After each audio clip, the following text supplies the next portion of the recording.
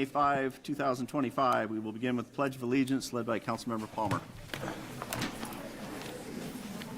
Pledge allegiance to the flag of the United States of America and to the republic for which it stands, one nation, under God, indivisible, with liberty and justice for all.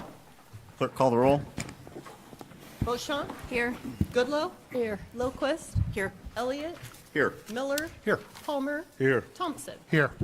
Okay, page 6 in our packet, 6, 7, and 8. We have 3 proclamations that were signed.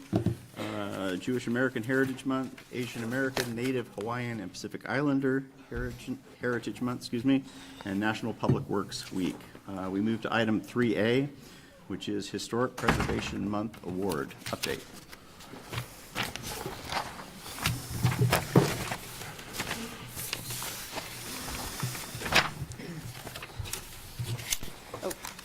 Let me share the screen first.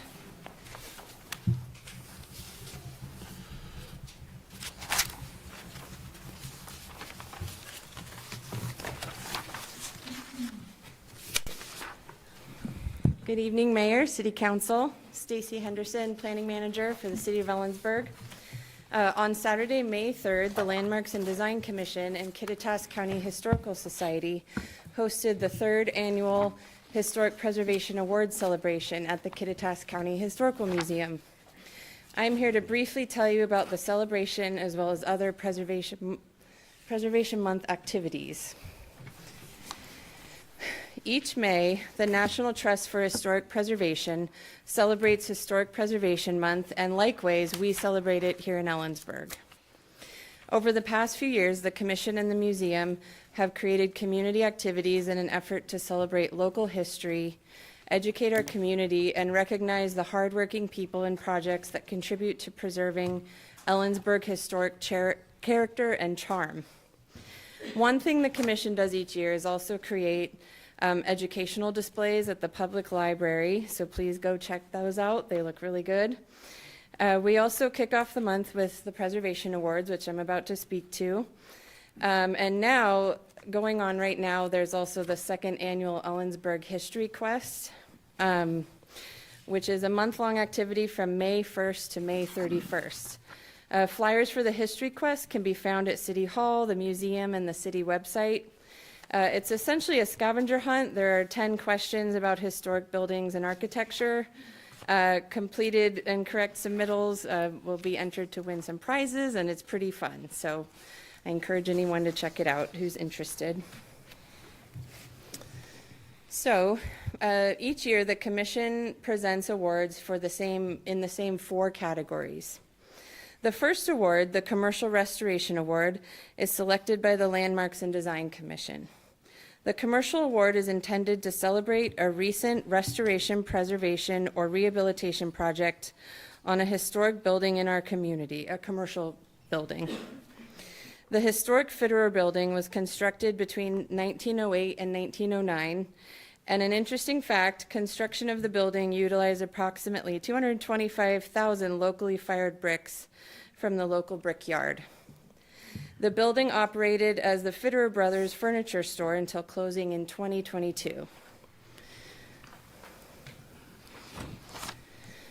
Kelly and Adam Rind purchased the Fitterers building in 2023 and set out to start the next chapter for this historic structure. The Rinds teamed with Ponderosa Construction to complete the renovation.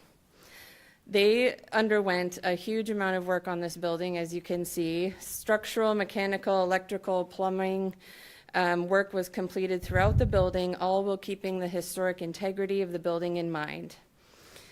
This space has been reactivated as a place for people to visit, shop, eat, and gather, which is an amazing accomplishment that was celebrated at the awards on Saturday. And we presented Adam and Kelly with an award. The Residential Award is another award selected by the Landmarks and Design Commission each year. Again, this is typically to honor a current residential restoration, rehab, or preservation project. This year, the Commission selected to honor the Castle House, which is a really cool house at 716 East 3rd Avenue. Originally constructed in 1889, the structure was intended to serve as the governor's mansion in Ellensburg's bid to become the state capital. Although Ellensburg did not become the capital, the mansion's legacy persists. So the house at 716 East 3rd has changed owners many times over the years. Currently, it's owned by Kelly Garretts, who has been a fantastic steward of this property. So we honored her on Saturday as an excellent steward of this historic house.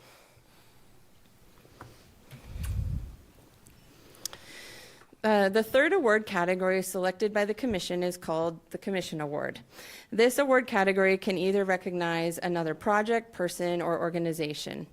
This year, the commission selected 2 individuals to be recognized at the awards because they couldn't decide on one. The first individual was David Cross. You can see him there accepting his award and telling us about his amazing house he lives in. Mr. Cross is a longtime resident of Ellensburg, an active member in the community. In 1975, he joined the City of Ellensburg Beautification Committee, which later evolved into the Landmarks and Design Commission.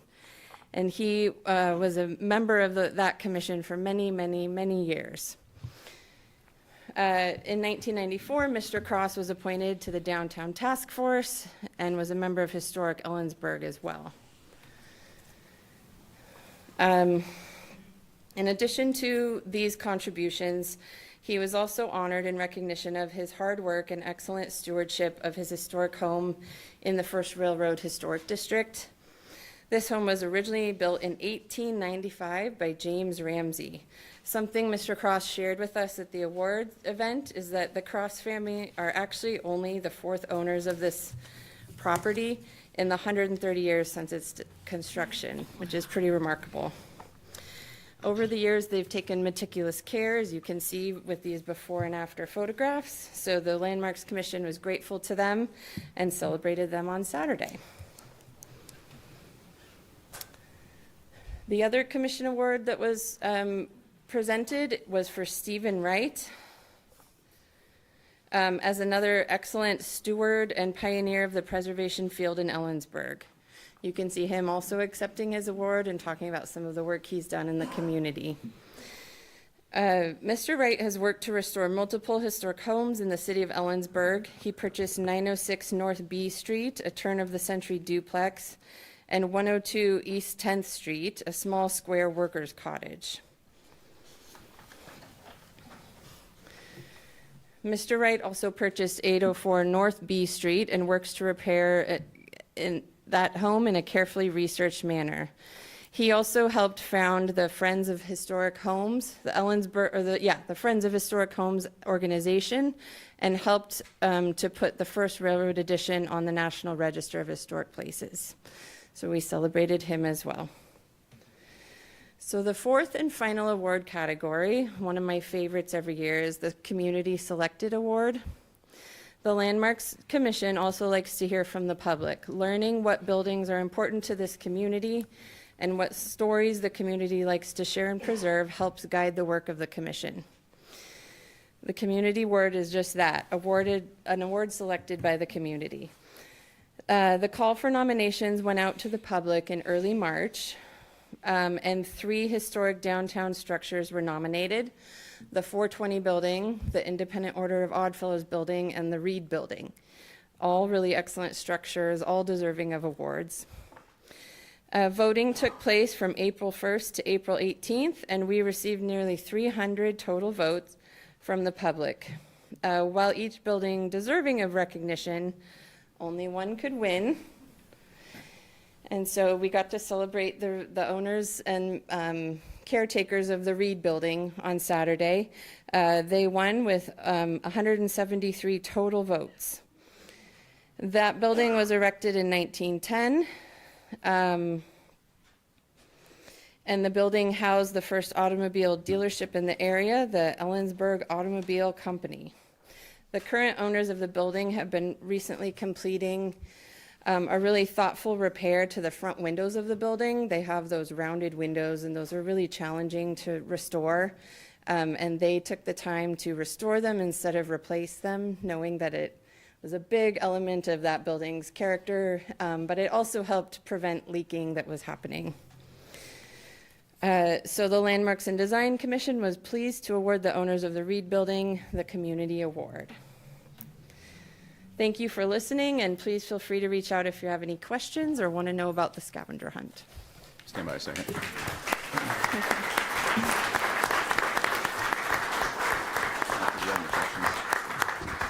Council, do you have any questions? Thank you, Stacy. Okay. Okay, we'll move to approval of the agenda, item 4. Mr. Mayor, I move approval of the agenda as presented. Second. Motion second to approve the agenda. Any discussion? Hearing none. All those in favor signify by saying aye. Aye. I too will vote aye. Opposed?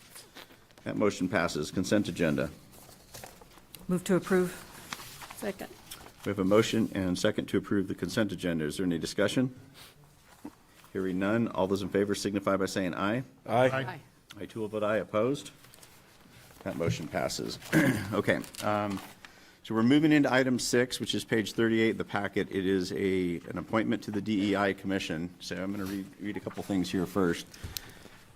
So there's obviously been a lot of attention focused on DEI and public participation. The specific issue, that being the DEI Commission, will shortly be subject to a formalized conversation through the comp plan amendment process. That is in July.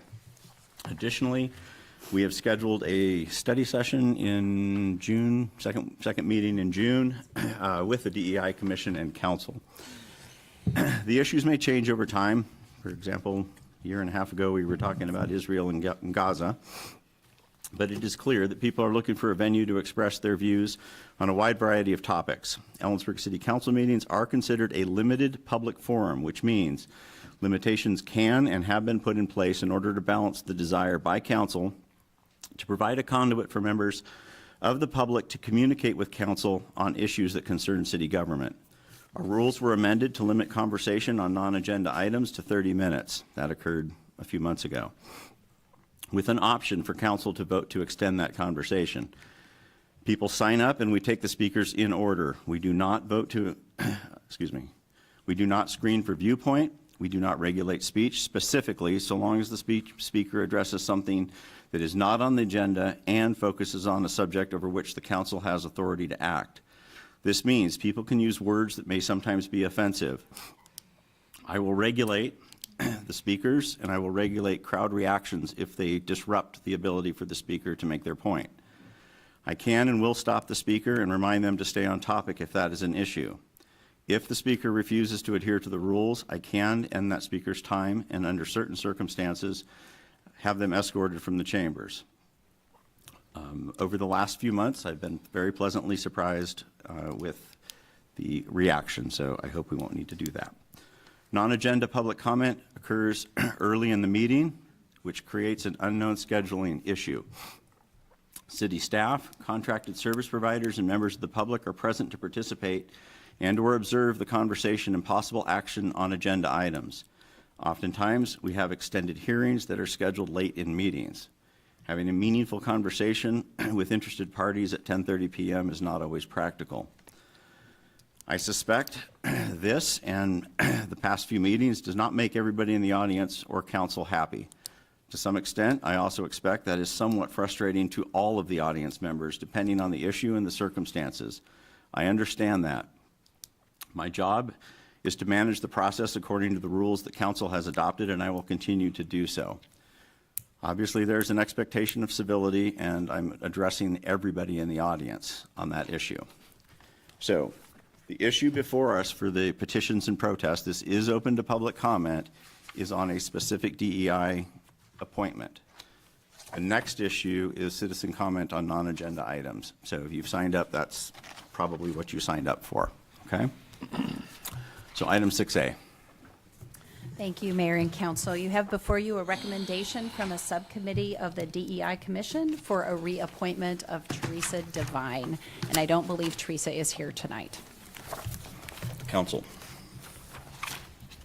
I move to accept the recommendation. Actually, I'm going to back up. I'm going to go public comment first. Anybody have a comment on the appointment of the existing DEI or reappointment of the existing DEI Commission member? Okay. Can I ask questions? Because, she's not here, but I have questions for her, which you guys can pass on, I guess, if you're going to approve her anyways, but. why don't you go ahead and approach and ask your question? And do all the stuff, introduce yourself, where you're from, who you're speaking for. Adria Bestacek-Dono, speaking for myself. I live in the county. I guess my one question is, because all of us, and I'm assuming all of us in here, have been aware of what's been going on Facebook. And I will say that I do not condone the belittling that has taken place. I just want to know if she would condone the belittling, if she would be okay with that, or if she, in her position, her ability to stand up and say, hey, that's not okay. That's not what DEI stands for. We have to choose to be the bigger guy or not. I mean, she's in a public situation where she could actually say something about that. So I guess I'm curious as to if that's going to be her stance in that position that she's being voted into. You can pass it on. It sounds like you guys are going to vote her in anyways this evening, but I guess that's something to think about. Thank you. Any other questions? Yes, sir. Mike Wallace, represent myself, live in Ellensburg. Kind of just a dovetail on that. Hold on 1 second. Sorry, tech cut out for a second. Okay, we're good. Yeah. Sorry, go ahead, sir. Handsome guy up there, right?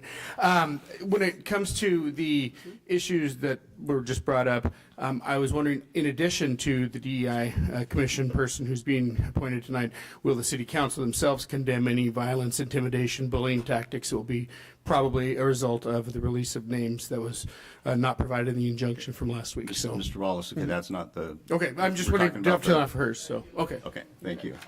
Okay. Council. Did we have a motion? I Yes. was in the Well, she was middle. going to make a motion. I got the public comment out of order, so let's go ahead I with the move to motion. accept the recommendation from the DEI Commission Subcommittee to reappoint Teresa Devine to the commission. I'll second. Okay, so we have a motion and second to reappoint Teresa Devine to the DEI Commission. Is there any discussion amongst council? Just a comment, Dr. Devine is a tenured faculty member at CWU that serves in the Law and Justice Department and has so for a long time. It is part of what she has studied is just law and justice and ensuring that everyone has a fair break at the law. And so the application on law, and she works with many of our law enforcement officers, the community members. She's part of the community bailout program. So she's done a lot of work for the university and on our community. She's done quite a bit. So, Any other comments? All those in favor signify by saying aye. aye. I too will vote aye. Opposed? No. Okay, that motion passes. So we'll move to item 7. So I'm going to get the roster here. So I'm going to read the thing. There is nobody online that signed up to speak. So we're going to start here. So the rules for comment on non-agenda items. Each speaker's comments are limited to 3 minutes. The total time allotted for this agenda item for all speakers is 30 minutes. It was pointed out to me last meeting that I extended the time, so it's cumulative. And this 30-minute time limit can only be extended by a vote of the City Council. Speakers may not identify themselves as a candidate for elective office or public office, make any statements which assist or discuss the campaign of a candidate for elective office, or discuss or campaign for or against a ballot proposition. That would be excluded if we were taking a position on that ballot measure. We're not. Speakers providing comments on non-agenda items may only address the council on matters identified in their registration form and which must concern the city's business or over which the council has control.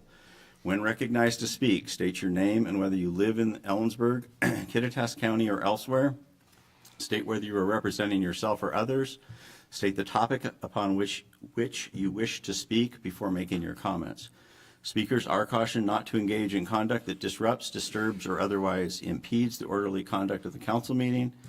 And please note that City Council rules provide no action will be taken by the council at the meeting at which a subject is first introduced during the comment period on non-agenda issues.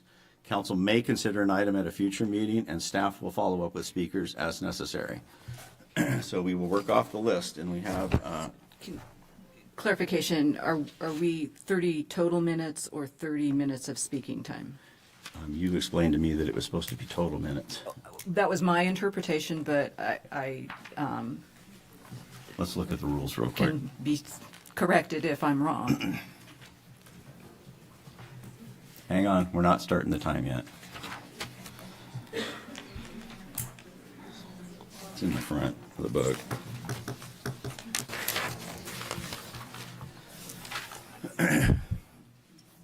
Actually, what we're going to do is we'll go ahead and start with the first speaker. I will start the time, and they will tell me what the rules say, and we will abide by the rules when we find the rules, okay? So right now, we're starting the clock, and it's Mr. Lopez with DEI.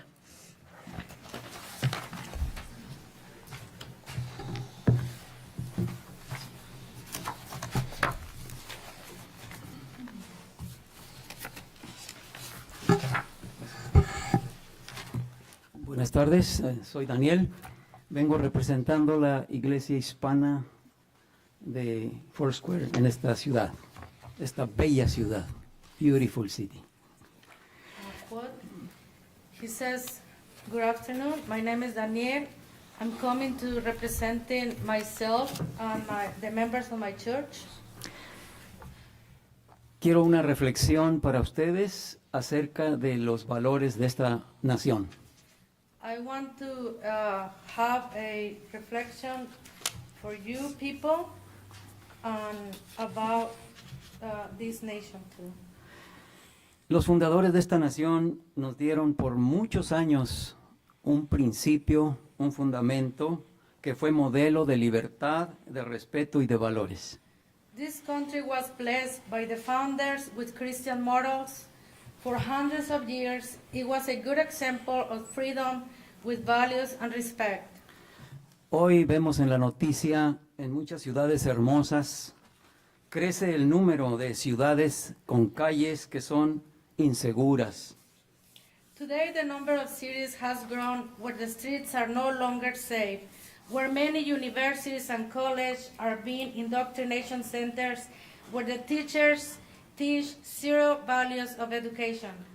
Sí, universidades con colegios de propaganda que traen falta de paz y tranquilidad a nuestra nación y a nuestros jóvenes. La política tiene tendencias a defender minorías que quieren imponer nuevos modelos de vida que van contra la preferencia de las mayorías. Today, politics has a lot of tendency to defend a minority of people who wants to impose new destruction ideologies in people's lives that goes against our morals, preference of the majority of people. Si dejamos que se prostituya la moral que hizo grande esta nación, es el mayor tesoro que tenemos en esta sociedad. Iremos en camino a una vergüenza y a criminalizar el sentido común. If we let them to prostitute themselves in the morality which is the greatest treasure of our society, we are on our way to be the country of shame and mediocrity, where common sense is criminalized. Si no protegemos la vida desde la concepción hasta su muerte natural, vamos a ser sembradores de destrucción y vamos a derribar el muro de contención de esta sociedad que es la familia. If we do not protect life from this conception to natural death, we will be sowers of the total destruction of the world of containment that is the family. Let's stop being a bad role model because we will Okay, lose Mr. all Lopez, I'm respect. going to actually have to stop you just because I want to make as many speakers. Thank you. Okay, we'll move to the next speaker. I'd like to yield my time and then consider we're speaking about DEI. I think this is a very, Okay, could I yield my time so he can complete it since he needs an interpreter? we're not going to do that right now. We're going to go ahead and move to the next speaker. So Mr. Cook, Logan Cook.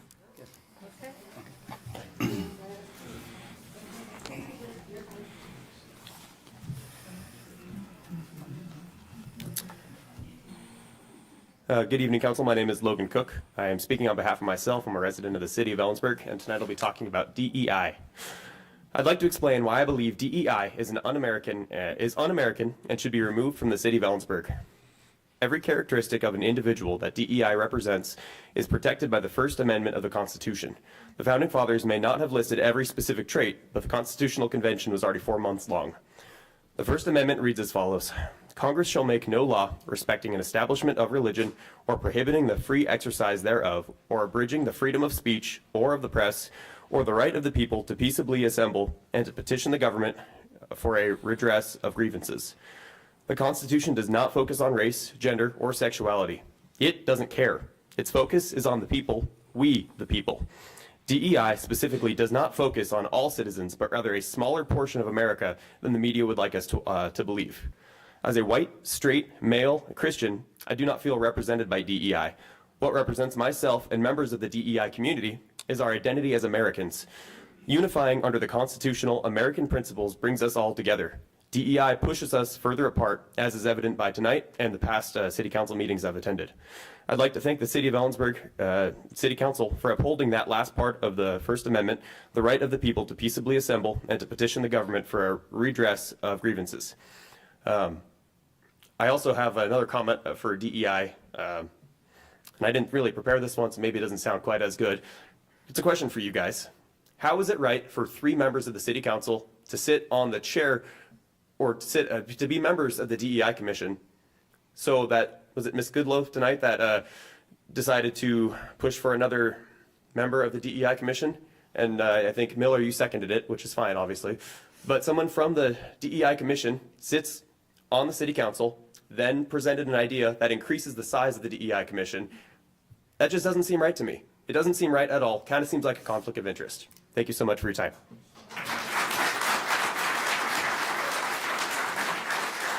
Hey, Mike Wallace. Also have a minute and a half. Did Daniel finish speaking? That'd be great. We're not going to be trading time. We're going to go, each speaker gets 3 minutes. Mike Wallace.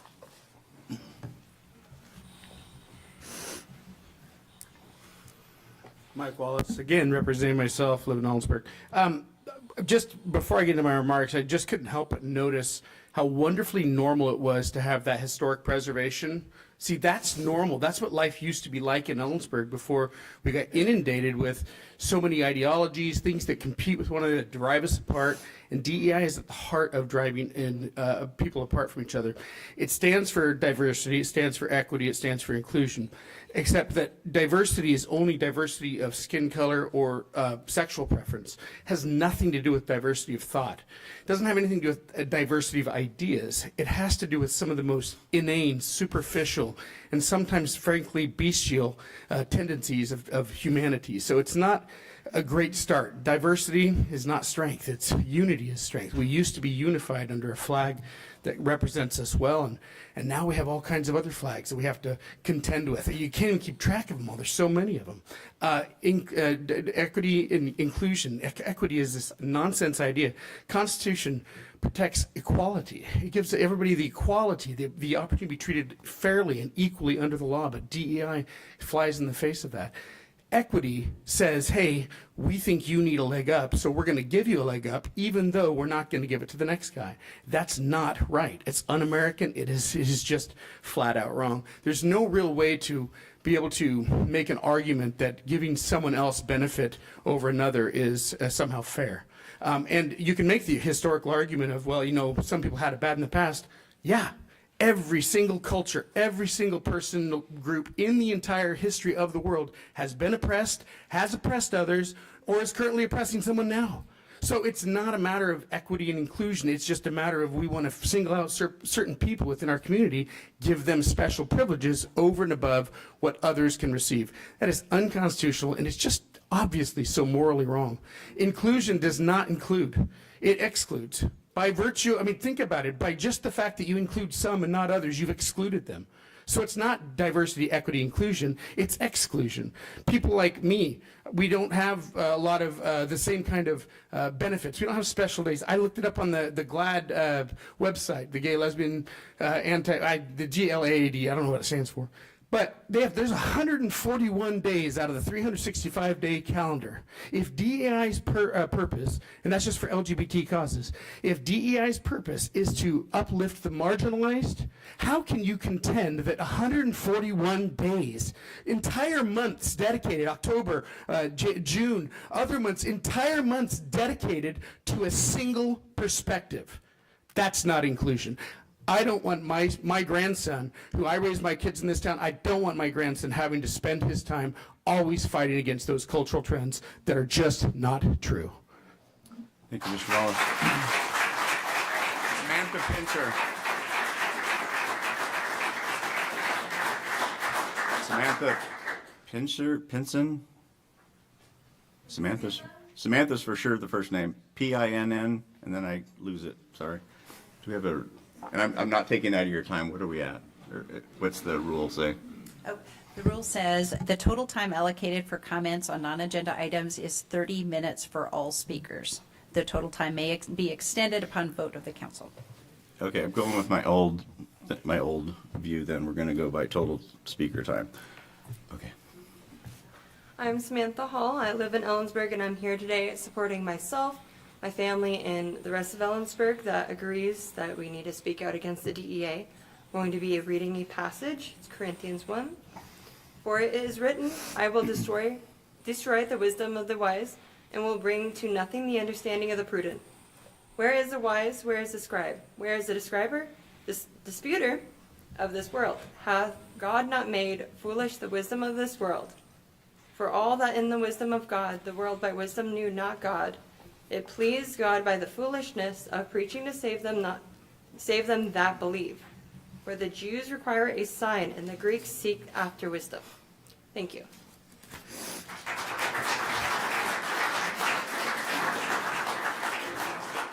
Rosie Hall.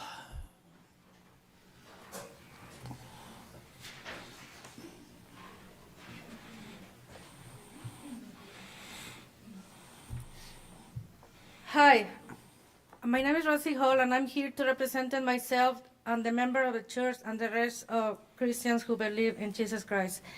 Galatians 3, faith or works of the law. You foolish Galatians, who has bewitched you? Before your very eyes, Jesus Christ was clearly portrayed as crucified. I would like to learn just one thing from you.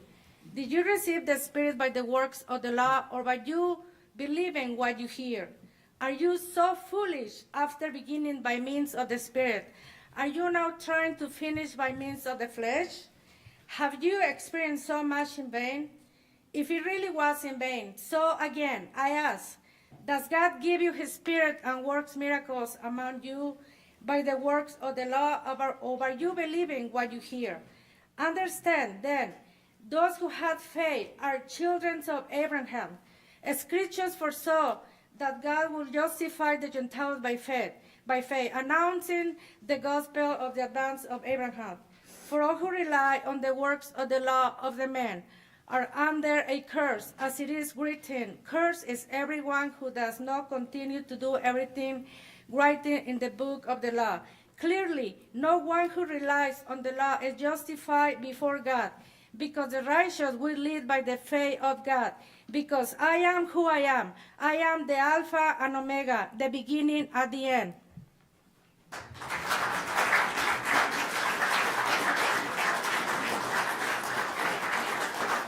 Again, just a reminder when the speakers come up, name, city, county, otherwise, and topic. Jessica Hanna. Sorry, I'm sitting on the floor. I'm Jessica Hanna. I am in the county. Was that all my questions to answer? Representing yourself? I'm representing myself. There you go. I had something prepared to say, but I'm kind of, I am really taken back right now.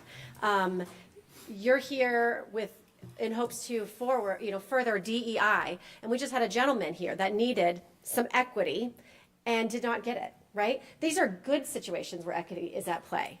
And so I'm just blown away. I spoke last time we met, and I am a mother of lots of children, and my whole life's mission has been to keep kids safe. And I would like to speak about some unintended consequences of DEI. I really do believe that it started with really good intentions for diversity and equity and inclusion. Those sound like great things. Unfortunately, like we heard the last council meeting, biological men have been able to expose themselves in our city pool. This is harmful to kids. This would have been an arrestable offense before 2020, but now it is being considered okay in the name of DEI. DEI, I feel, is like we heard before, it's not inclusive, it's exclusive. It's not equitable, we just saw that. It's privileging one group of people and not considering the rest. Young women in athletic sports across this country are having to compete with biological males who identify as women, and this is in the name of DEI. As a woman and I love history, right? And we have worked our butts off through history to have a voice. And now we are, men are able to come into women's bathrooms, women's sports, and it's hurting women. So I would really like the council to think about how this is hurting children, how it's hurting women. But my suggestion is something hopeful, because I really like ending on hope. We have so many things we have in common, right? We have things that we have in common. And I would suggest focusing on that. What do we have in common? We love our kids. We love our pets. We were just talking about that. We love our pets. The council needs to be investing in parks, fixing our pool, dog runs, gardening. There's so many things that bring us together. And when we are together, not only do we meet, we enjoy each other, and that is where we find common ground. Thank you.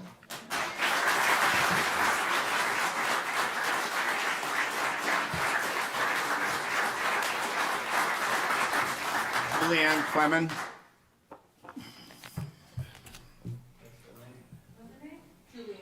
Julianne Clement.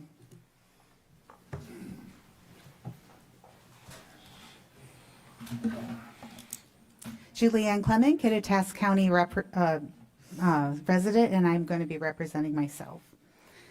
I wasn't planning on saying this, but as the last speaker remarked, I was just really taken aback that we have the chairwoman of the DEI Commission sitting on council, and you didn't allow extra time for someone who needed to have an interpreter to make his say known to this panel. And it certainly was within your purview to be able to do that. That being said, we live in a time where the acronym DEI, diversity, equity, and inclusion, is everywhere. It's in corporate HR departments, university mission statements, government agencies. And more often than not, it's spoken as if it were the sole guardian of fairness, opportunity, and justice in America. DEI didn't write the Civil Acts right of 1964. DEI didn't stand behind Title IX, which opened doors for women in education and sports in 1972. DEI wasn't there when the Americans with Disability Act was signed in 1990. And DEI didn't lead the way for veterans' protections after Vietnam and into the present day. Those landmark laws were passed through hard-fought battles by civil rights leaders, lawmakers, veterans, women's rights activists, disability advocates, and ordinary citizens who demanded equal treatment under the law. They came out of sweat, sacrifice, and real-world struggles, not boardroom buzzwords. Yet somehow today, DEI has claimed ownership of these victories. It has rebranded itself as the face of civil rights without acknowledging the laws, history, or people who came before. It's as if decades of legal and social progress now fall under a marketing slogan. As a member of the Gen X generation, my generation furthered what the baby boomers fought for in the civil rights movements of the 60s and through the 70s. More women went to college than ever. Many of our friends, me and my husband, women, minorities, and men have accepted one another and have went together to work. I've known more women in the top of boardrooms now than ever before. So I'm not understanding where women fit in with this, because we have had our moment and we have pushed it further for ourselves. There's nothing wrong with wanting workplace and schools to be inclusive or fair, but we need to recognize the difference between the legal framework based on Just equal stop you, Ms. treatment Clement. Thank you. and the cultural movement. Thank you. The next speaker is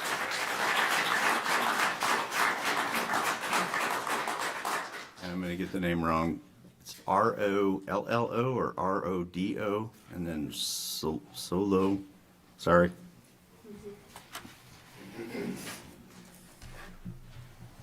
I'm sorry, you didn't put a subject on there, so when you introduce yourself, please list the subject. Hi, my name is Rocio Solorzano, and I'm here by myself, and I'm here to speak for myself and my church believers. I want to start by saying Christ followers are challenged not only to resist evil desires, but we are then criticized not to give approval to those who indulge in depravity. It concerns me that some who claim to be Christians imagine themselves as being tolerant when they openly endorse false beliefs and evil behaviors. In a culture where flaunting sin is common and opposing sin is seen as hate, many believers submit to peer pressure and sheer depravity. Call good what God calls evil and cripple the biblical plea for repentance. It is one thing to be kind and respectful. It is another thing to approve and enable. As 1 Corinthians 13:6 say, love does not delight in evil, but rejoices with the truth.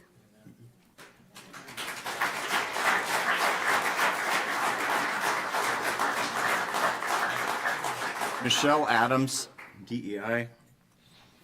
And again, Michelle. Michelle Adams.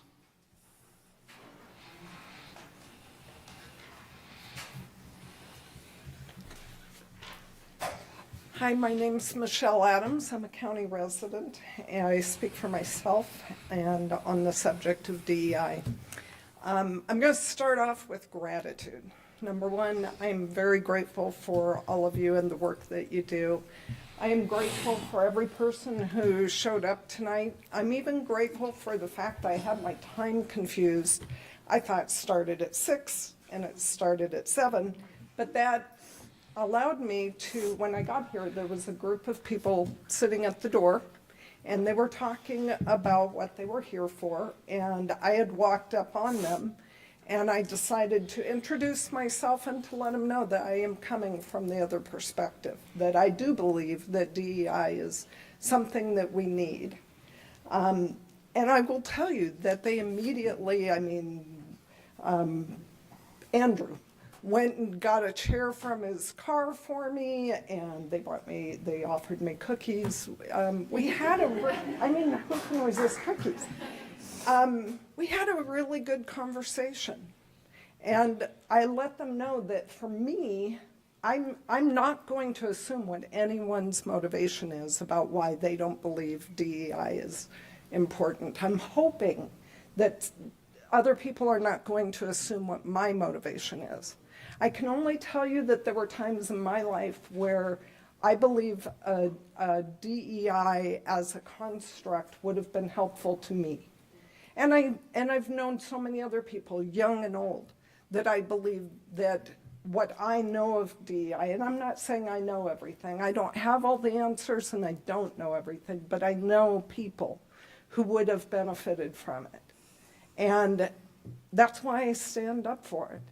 And I don't believe that somebody's got a horrible heart or that they're a racist or a bigot or anything else because they don't believe the same way I do. And I'll be honest with you, I don't think these are the people who are going to solve it for us. It's something that we are all going to start having to have conversations together, sitting down with each other. We can't explain our motivations or where we're coming from in a place like this. But if I can sit down and I can have a cup of coffee with you, I might at least be able to have you understand why I believe the way I do. And I'm hoping I would be able to understand why you believe what you do. So this is great. We're doing what Americans are supposed to do. We're coming in public forum and speaking up. But let's try to talk to each other outside of here too. Thanks.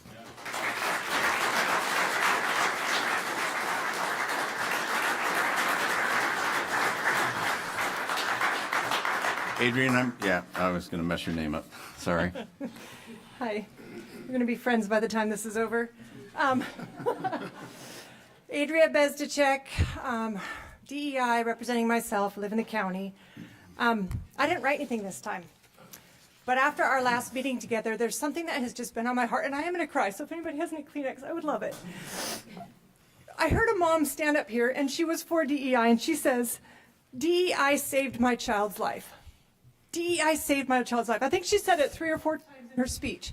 And that broke my heart because she had an opportunity to be involved in her child's life. As of right now in Washington State, they have taken everything that has to do with DEI and they've piled it into something. It was a 1985 mental health whack code that we approved that said, hey, when your kid is in junior high, if they want to have mental health and they want to be called out and you don't want to tell your parents about it, that's okay. And all of a sudden they've taken everything else and they've piled that in on that. And I don't get to have a say on my kid anymore. They've taken that right. And I think about that mom and I think how lucky. And it just makes me so mad. How lucky was she that she has every right to put her hand on her child and have a reactive, interactive relationship with her kid.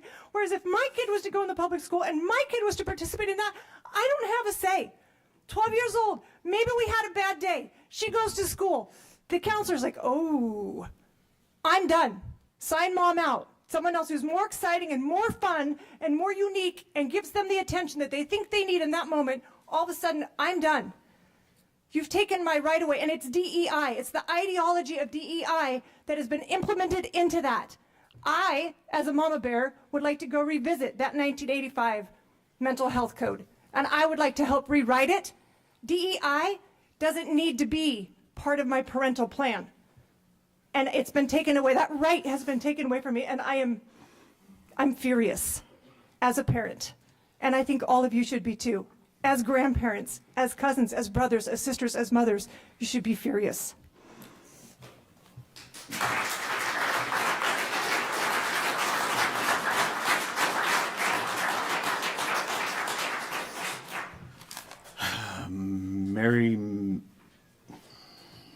M.A. Okay, yeah. Makins. Okay, I see that.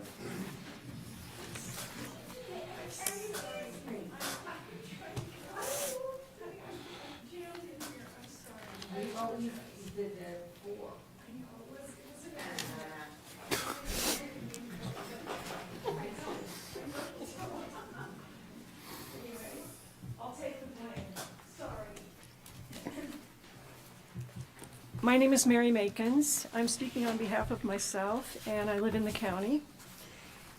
I want to thank the council members and everyone present tonight for the opportunity to share personal experiences that have influenced, thank you. I love your shirt. Thank you. Everyone present tonight for the opportunity to share experiences that have influenced my support of diversity, equity, and inclusion programs in Kittitas County. In both my professional career, in both my professional career at Central and as a resident of Ellensburg for 43 years, I've been blessed to engage with people in our community from a broad range of diverse backgrounds and able to get to know them on a personal level. These interactions have evolved into cherished bonds of friendship. We as human beings have a lot in common. We all need love and acceptance, to feel safe, to be valued for who we are. We're able to thrive and reach our potential in environments that promote these virtues. The 2024 Diversity, Equity, and Inclusion Commission report states, the Commission's journey is one of growth, collaboration, and a steadfast commitment to building an inclusive community. Through its various initiatives, the Commission not only enhanced the lives of individuals, but also forged a path toward a more equitable future for all in Ellensburg, unquote. To further the Commission's mission of enhancing lives and equality, I am strongly urging the council members to approve the continuation of DEI programs and initiatives for Kittitas County residents. I want to thank each of the council members and everyone present here tonight for the opportunity to share experiences that have led me to being in support of DEI programs. Thank you. And I also want to say that I appreciate everyone who's here, and I appreciate everyone's point of view. And I learn from everyone's point of view. And I am a person that really strives to be non-judgmental and to embrace people where they are. And so bless all of you and thank you, each and every one of you. Thank you.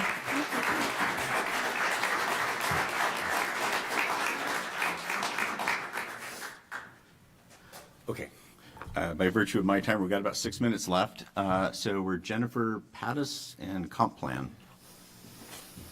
Mr. Mayor, reminder, people could not turn and face the audience. It makes it hard for the mic to pick them up. Okay, so the reminder is if you could please speak into the microphone rather than turn to the audience. Okay, great, We thank do actually have a virtual audience, which is unusual. Perfect. Good evening, Council. Jennifer Pattison, Kittitas County resident representing myself. I would like to point out that the city asked the community for suggestions for any changes to the comprehensive plan. I agree that the historic presentation was perfect for tonight, and if anybody in the audience doesn't know, that is Chapter 8 of the Ellensburg City Comp Plan. So I go looking for the comp plan to see what it is, and it's a very large scope. Trying to be educated, naturally, I go to the RCW for Hang on just a sec. We're going to stop your time. comprehensive plan, making sure that wasn't my phone. Oh.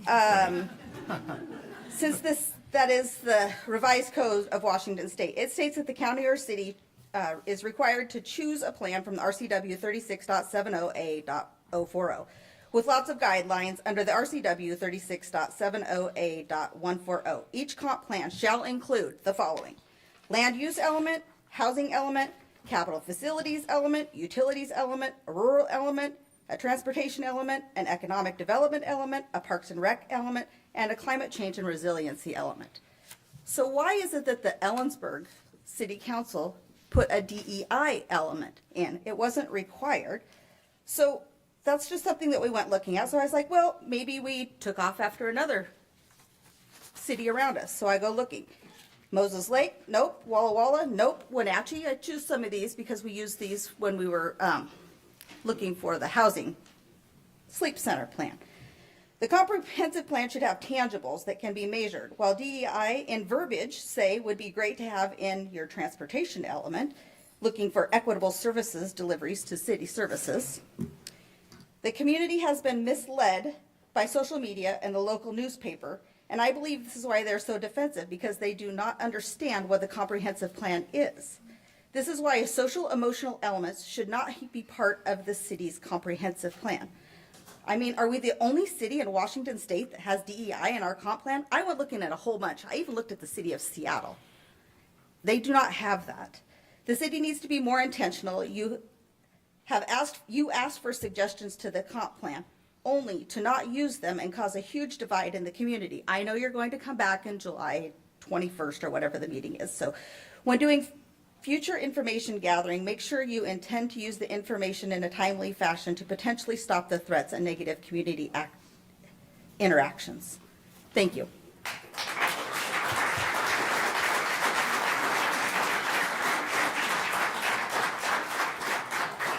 Sarah Russert. Hello, my name is Sarah Russert, and I'm a resident of the city of Ellensburg. I'm here to support the city's DEI commission, not just because inclusion is the right thing to do, but because exclusion has real-world costs. As a software engineer, I've seen what happens when people are left out of the room, blind spots emerge, and mistakes get made. When Apple launched its healthcare app in 2014, it included detailed tracking features, from sodium intake to blood alcohol, but forgot one major thing: period tracking. Half the population was left out, and the company faced backlash. Why? Because the teams designing it did not reflect the people who would use it. Facial recognition software developed by companies like Amazon and IBM was found to misidentify Black and brown faces at alarmingly high rates. These systems were trained and built by non-diverse teams using biased data. That oversight led to public distrust, halted contracts, and pulled products. These are billion-dollar examples, but the lesson applies locally as well. Our DEI Commission funds projects that lift up and welcome people who are too often left out: LGBTQ youth, immigrant families, and others who may not yet feel seen here. Programs like these build trust, connection, and opportunity, so everyone belongs and no one is discounted. Without intentional inclusion, We don't just risk hurting feelings. We risk making costly decisions for our city. The DEI Commission makes us a better, smarter, and more connected city. Please continue to support it.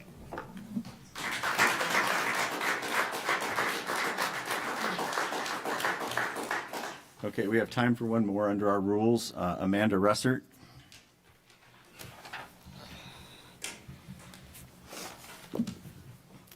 Good evening, council members. My name is Amanda Russert, and I am representing myself. I am a resident of Ellensburg. I am the director of Helen House, a nonprofit dedicated to creating a safe, welcoming space for LGBTQ members of our community. I'm here tonight to urge you not to dismantle the city's DEI Commission. Diversity, equity, and inclusion are not buzzwords. They're commitments to ensuring every resident in our town is treated with dignity, respect, and fairness. Some recent public comments have framed DEI work and by extension, queer lives as somehow immoral and centered around carnal activities. Let me be clear, our organization exists to support youth and adults who are simply trying to live safely and authentically. We provide mental health resources, community education, and a place where people who often feel invisible can feel seen. DEI isn't about division, it's about recognition. It's about ensuring that policies, services, and spaces reflect the reality that we are not all the same, but we are all diverse. We all deserve the same chance to thrive. Removing the DEI Commission won't silence our existence. It will only send a message that our city is willing to turn its back on some of its most vulnerable residents. That's not leadership, that's abandonment. I ask you to affirm that our town is better when everyone has a seat at the table. Please preserve the DEI Commission. Thank you. Okay. So council, by our rules, we're at our 30-minute limit. It takes an affirmative vote of at least 4 council members to continue this conversation. Mr. Mayor, I would move that we continue the conversation after the regular meeting is complete and we do our business. And So just that's your motion. Then you can advocate for it. well, I have to say how much time or until 10 o'clock if, depending on, for 30 minutes, how many more are signed up? Until we complete the list that has already signed up, or 10 o'clock, whichever comes first. So the motion is to continue the conversation after item 13 on our agenda for the remaining speakers that are signed up, or 10 o'clock, whichever one comes first. That's the motion. Need a second? Second. We have a motion second to extend the conversation after the docketed items on our agenda. Is there any discussion? I want to respect the people who came to speak to the items on our agenda. The primary purpose of these city council meetings is to do the city's business. Someone said that today. We need to focus on, on the parks, on the zoning, on all of the other things that are on our agenda, and get that done. That's the primary thing. And so while I appreciate everyone's opinions about DEI, we've got a lot of other stuff that we really need to take care of. So I want to prioritize that stuff. Any other discussion? I guess my only concern there is it does put an additional, it just puts a limit by restricting to 10 o'clock. I would, if we were to allow people to talk without that type of time limit, then I would support it. But with a time limit, we've just got so many people that want to be heard, and that's been a constant theme for a little bit. And so I'm willing to put the time in and to listen to either side regardless. So that would be my argument against a 10 o'clock time limit. You want to make an amendment? Are you trying to amend the? Yeah, I'll make an amendment to move the remaining individuals that have already signed up on paper to the end of the meeting after the other business is done, but without a 10 o'clock time cap. Second. We have a motion second to amend the original motion to take away the 2200 time limit. Is there any discussion on the amendment only? I just think we all get tired and our brains, well, my brain starts turning a little bit to mush, but I guess we're not going to make a decision. We're just listening, so fine. It's a maximum of 24 minutes. Oh, okay, yeah, okay. People signed up. Yes. So we're not opening it up to anyone else who didn't sign up? The original motion was the people on the thing or 10 o'clock. Now it's just the people on the list. All right. Any further discussion on the amendment? Hearing none, all those in favor signify by saying aye. Aye. I too will vote aye. Opposed? Okay, we have an amended motion to extend public conversation on non-agenda items to the remaining 1, 2, 3, 4, 5, 6, 7, 8 people who have signed up at the end of our regularly scheduled meeting. Mayor, did you also include the person who signed up online? Who's here? He's on the list. Any further discussion? All those in favor signify by saying aye. Aye. I too will vote aye. Opposed? That motion passes. Move to item 8A. This is page 42. This is a closed record hearing, and I get to speak again. Okay. Okay. The purpose of this closed record hearing is for the City Council to consider the pertinent facts, applicable law, and make a final decision in the matter of application to rezone parcels 963051 and 716133 to commercial neighborhood, or CN, submitted by James S. Ritter, agent on behalf of Stockyard Developments Group LLC, property owner number P24120. The closed record hearing to consider this application to rezone parcels submitted on behalf of the Stockyard Development Group LLC is now open, and I ask for your cooperation in the following procedure. This is a closed record hearing. There has already been an open record hearing before the hearing examiner,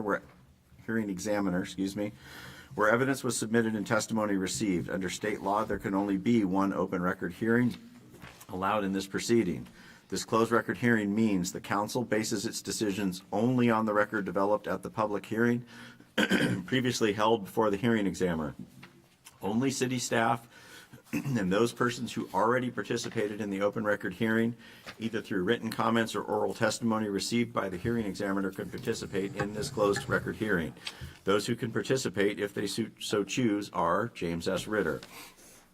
No new testimony or introduction of new materials or evidence is allowed. Comments or arguments must address only the record already established during the previous open record hearing before the hearing examiner. Man, they're hammering this home. And be directed to the issue of whether the hearing examiner's decision should or should not be adopted. If anyone presents comments that are not based on the facts in the record, anyone may make an objection.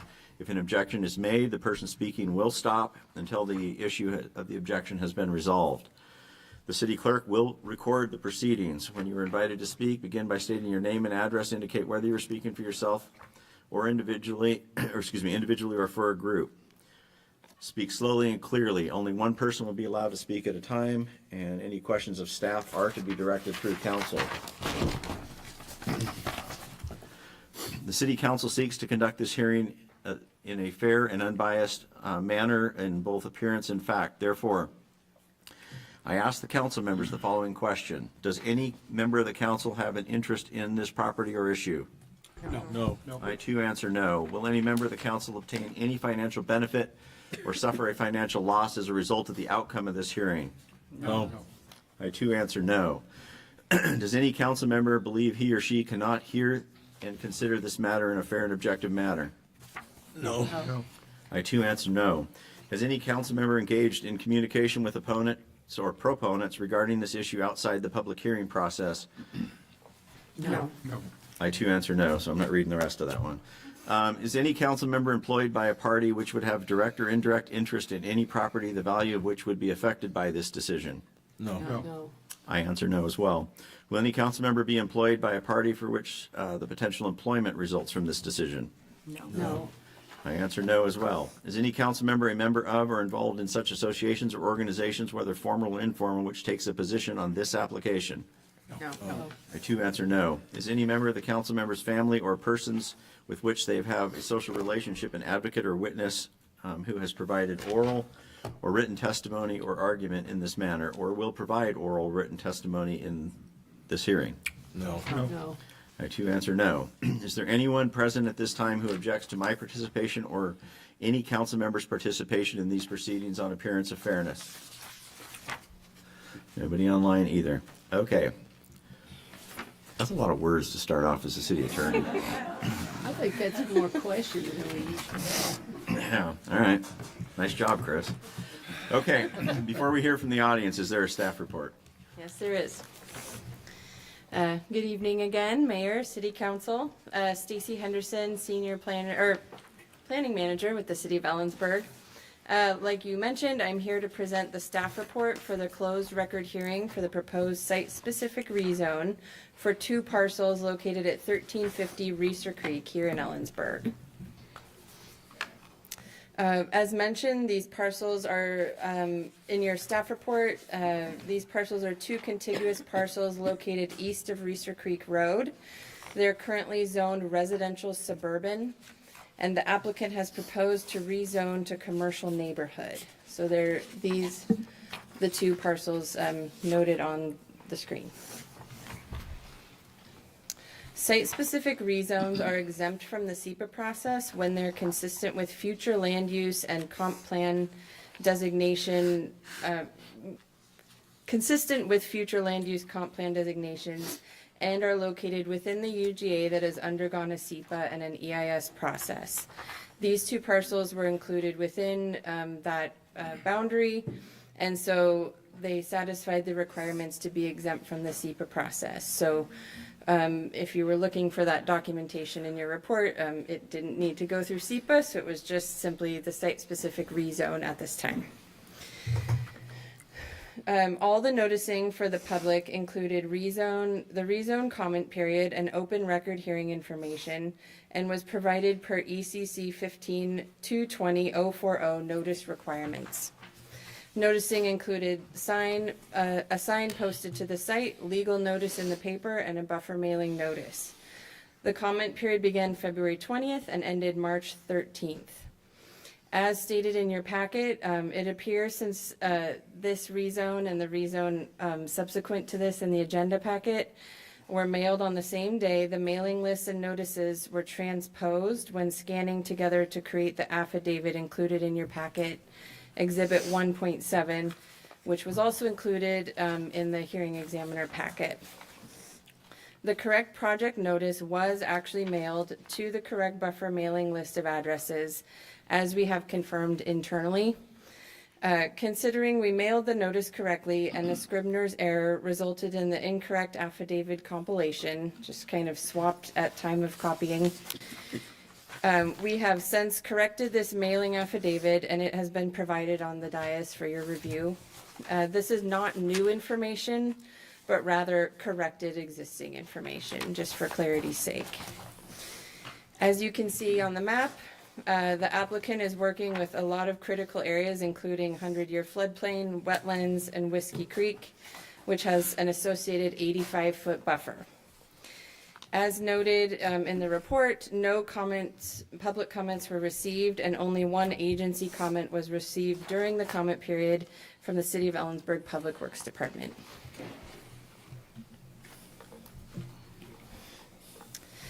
The area around these 2 parcels is also zoned residential suburban, which you can see in the green, and commercial highway, which is in the orange.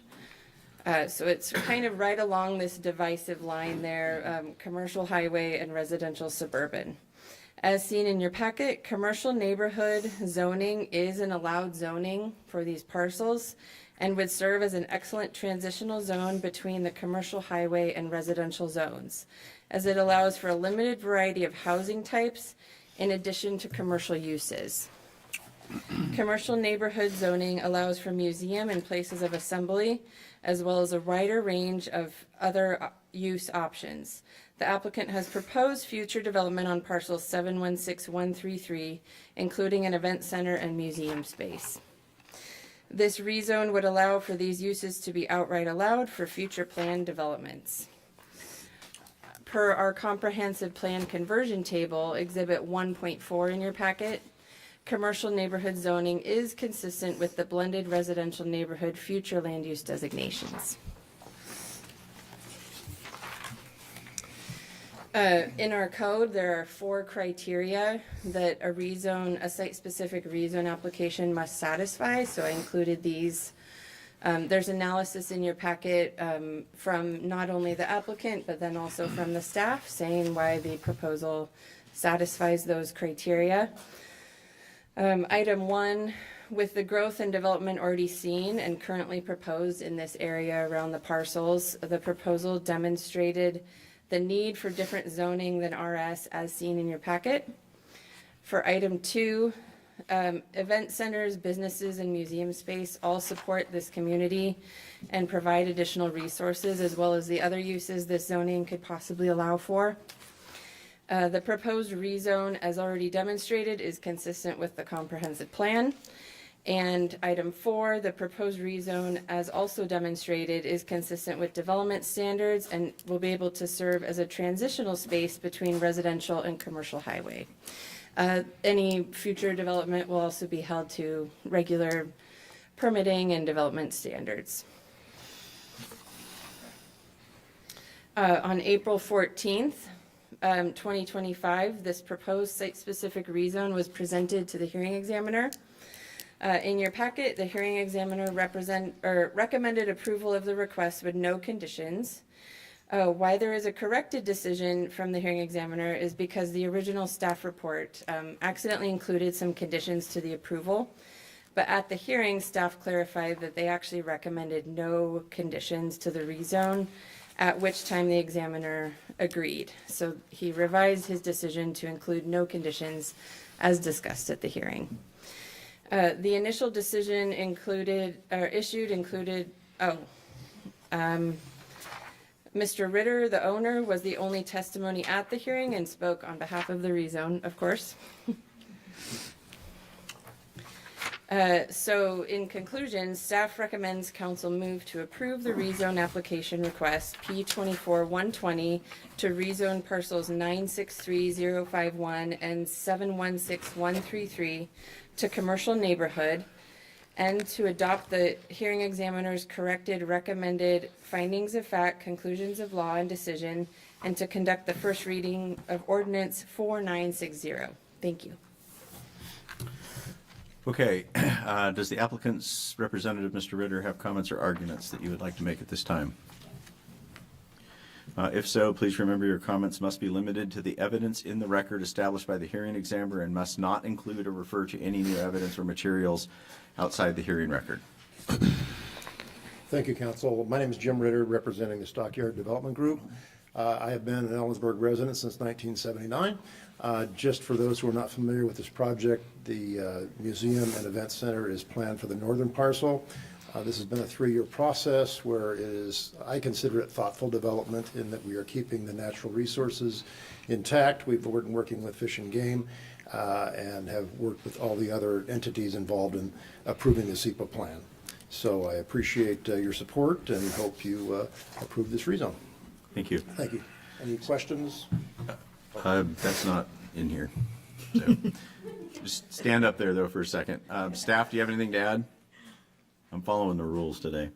Applicant's representative, do you have anything to add? No. And then again, it asked me if staff has anything to add. So skipping over that one. It says it right there.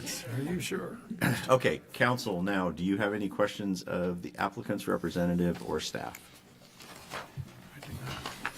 Nope. We're all good. Before closing the public hearing, I wish to advise everyone present, the council reserves the right to reopen this hearing for additional questions or take additional comment later tonight or at a continued hearing if necessary. The public comment portion of this hearing is closed. Council may begin its discussion and deliberation in the matter. Well, I'll start us off. I'd like to thank the applicant and staff for the thorough presentation and analysis. So I'm just going to go ahead and move that. I'll read out here to move to approve the rezone application request P24-120 to rezone parcels 963051 and 716133 to commercial neighborhood, CN, and adopt the hearing examiner's corrected recommended as a finding of fact, conclusions of law, and decision, and to conduct. This is the first reading of ordinance 4960. Second. Motion is second to approve the application rezone 24120 with the parcels listed in the packet, commercial neighborhood, and adopt the hearing examiner's corrected recommendations of finding in fact. And this results in the first reading of ordinance 4960. Is there any discussion? Hearing none, all those in favor signify by saying aye. Aye. I too will vote aye. Opposed? That motion passes.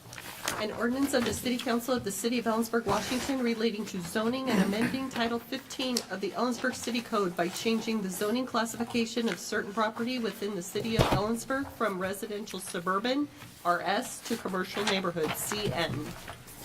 Thank you. Item 8B, this is page 98 in the packet. This is another closed record, oh my God, closed record hearing for rezone application P25006. This is heavy industrial to central commercial, and this would potentially constitute the first reading of ordinance 4961. Again, limited public comment, so I have 3 more pages to read. The purpose of this hearing is for the City Council to consider the pertinent facts, applicable law, and make a final decision in the matter of application of rezone to parcel 537833 to central commercial.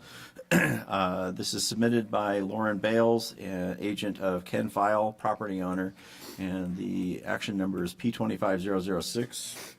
Okay.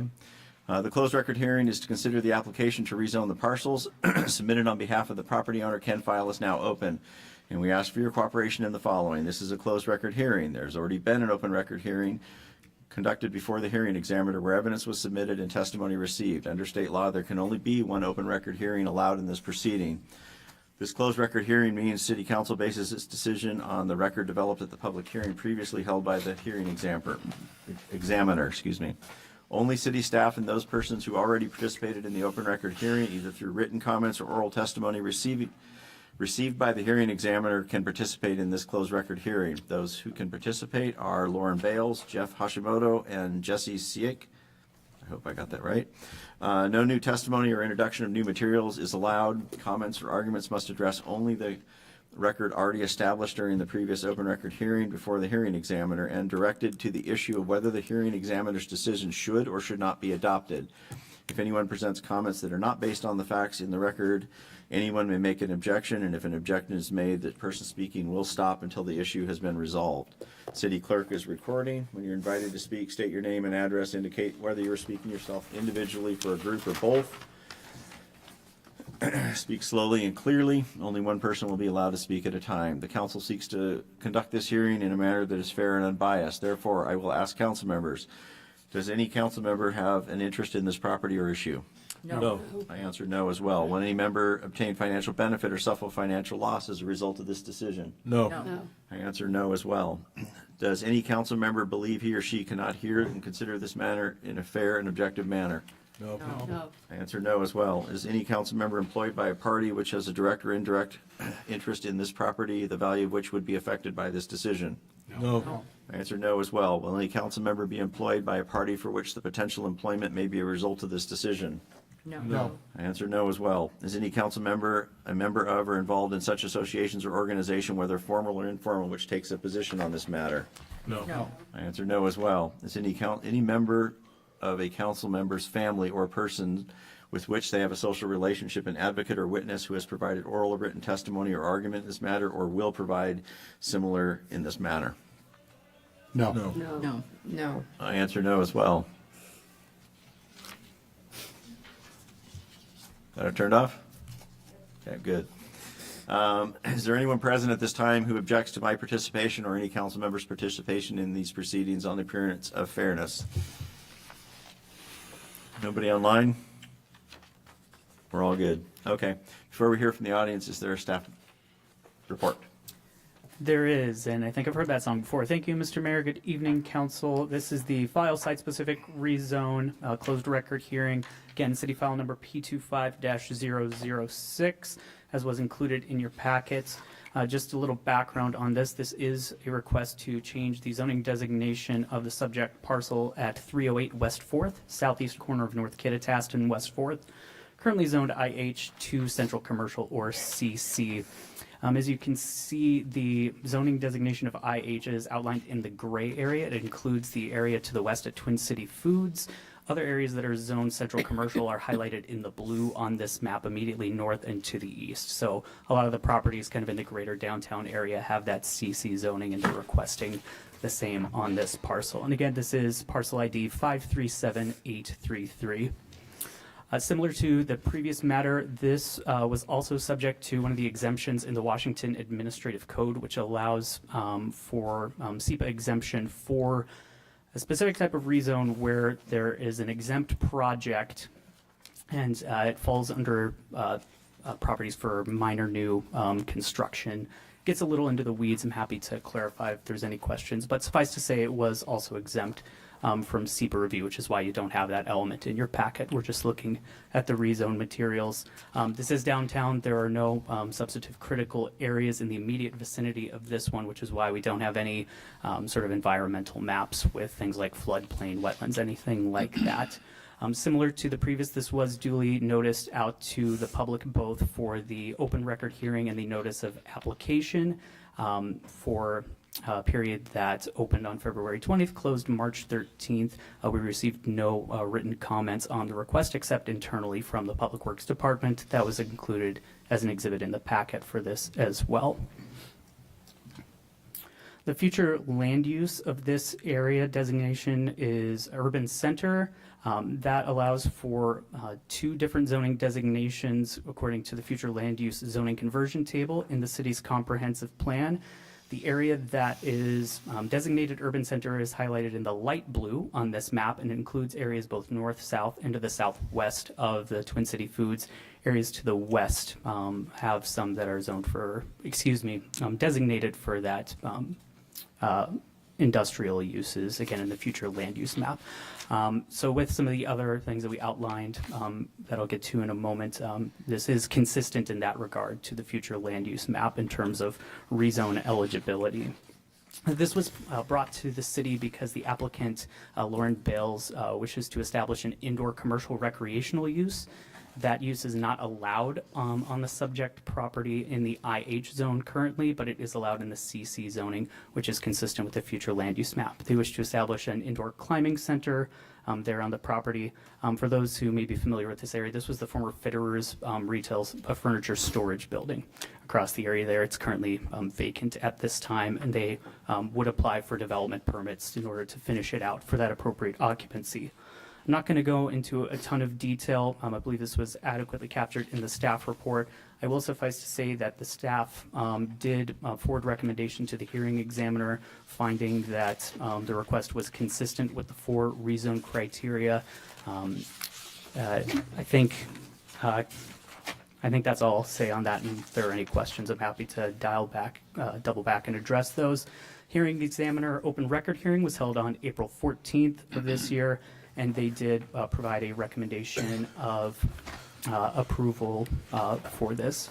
And those were also included in your packet without conditions. There were 2 public comments. There was testimony from the applicant there, and then 2 public comments in support at the open record hearing. So with that, staff would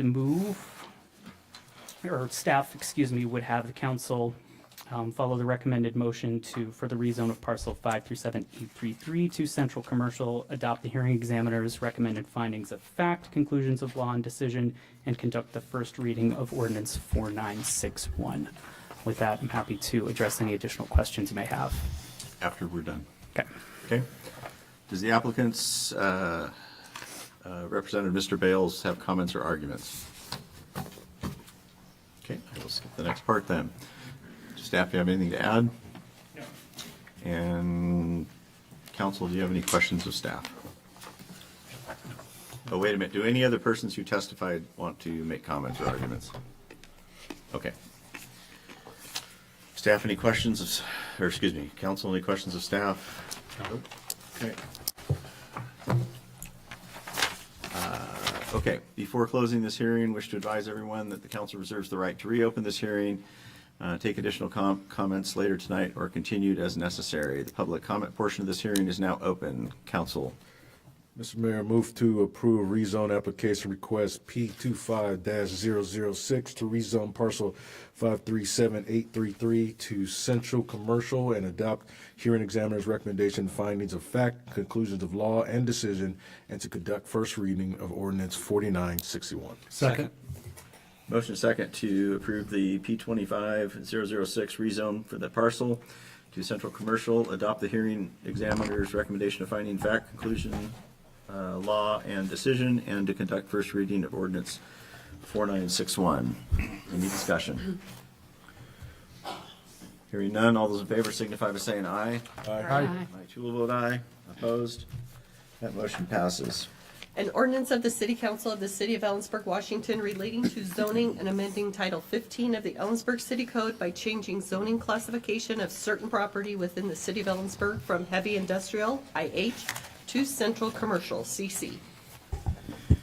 Okay, item 11A, item 9A, page 140. This is ordinance 4959, potential second reading and adoption. This would amend City Code, Chapter 2.34, Parks and Recreational Rules and Regulations. There will be an opportunity for public comment after staff. Good evening, Council. Mr. Mayor, Brad Case, Parks and Recreation Director for the City of Ellensburg. Before you this evening is second reading of ordinance 4959, amending Chapter 2.34 of the Ellensburg City Code, specifically rates and fees for programs at the Kittitas Valley Memorial Pool and Fitness Center, our park rental rates, athletic field use, and updating language in our alcohol policy for city facilities. Back at your April 21st meeting, you held first reading of the ordinance. One of the goals and priorities identified to council back during our 25-26 budget development process was to look at increasing revenues, reducing operational costs within our department, as well as identifying a sustainable revenue source. So all of the changes we went through in detail at first reading. They touch on various aspects of our department. A lot of our fees haven't been raised since as early as 1983. And so a lot of this is a long time coming. We did make two changes. We noticed a math error in our pool rates, and so we did make a change to our out-of-city adult 10-punch pass. Should have been $71.20, not $71.25. And then our adult 3-month pass should have been $654.80, not $654.75. We also changed some language in our alcohol policy that specifies what types of alcohol can be not served, but kind of the vessel in which it's served. And so we eliminated any reference to bottle or cans and went with serving out of kegs and paper cups or similar soft-sided containers. So those are the only changes that have been made since first reading. And so the staff recommendation is to conduct second reading and adoption of the ordinance. And I'd be happy to answer any questions that the council has. Council, questions of staff? I'll just ask one. There's some, I think we got some emails. There was a question about, and I see it's been stricken here, that beer kegs, the prohibition on beer kegs. Is that exempted by events? That's what, yeah, for events, it was prohibited under the old language, and so what we're proposing is that it would not be prohibited. So something like Brewfest? Correct. That would be a special event? That'd be permanent? Exactly, yep. Okay. Yep. And all of the events that have alcohol are subject to the special event permit process as well. And as a part of that requirement, if they do serve alcohol, it does have to go in front of City Council for approval. So there is a couple layers of review there. I think there was a public question or comment, and I think, Council, we dealt with this probably 12, 13 years ago. Unity Park is the only, other than the adult activity center, is the only city park facility where alcohol is permitted, right? Correct. We've made that Yep. statement, and we've stayed with that for all these years, and there's no change to that. Yep. Right, okay. And just to be clear, the Liquor Control Board has rules about barriers and screens for if you're serving alcohol. Yep, yep. So any event that's going, down at Unity Park, they have to go through that review process as well through the state. And we have some very specific language in our special event permit process that talks about all the restrictions and regulations. So it's much more detailed than our park rules and regs are. Any other questions of staff? Anybody in the audience wish to speak to this matter? Anybody online? Okay, council. Mr. Mayor, I move to conduct second reading and adoption of ordinance 4959, amending chapter 2.34 of the Ellensburg City Code. Second. We have a motion second to conduct second reading and adoption of ordinance 4959 as presented. Is there any discussion? Hearing none, will the clerk call the roll? Boshaw? Yes. Goodlow? Yes. Milquist? Yes. Miller? Aye. Palmer? Yes. Thompson? Yes. Elliott? Yes. An ordinance of the City Council of the City of Ellensburg, Washington relating to parks and recreation fees and policies, amending sections 2.34.240, 2.34.300, and 2.38.40, repealing section 2.34.200 and repealing chapter 2.35 racket and recreation center rates and fees of the Ellensburg City Code. Thank you. Item 11A, page 15, I've got to do item 9B. I'm in a hurry. This is consideration of resolution 2025-09, consideration of an AI use policy, and there will be an opportunity for public comment. Page 152. Good evening, Mayor, Council. I'm Jim Gaben, the IT Director. Before you is an amended AI policy. It should have been at your seat when you came in today. The use of generative AI is becoming more and more popular. Would be surprised if you haven't heard of it or haven't been using it already. It has a great potential to enhance public services, improve productivity and efficiency, and drive innovation. But it also comes with certain risks, such as data leakage, bias, and incorrect information.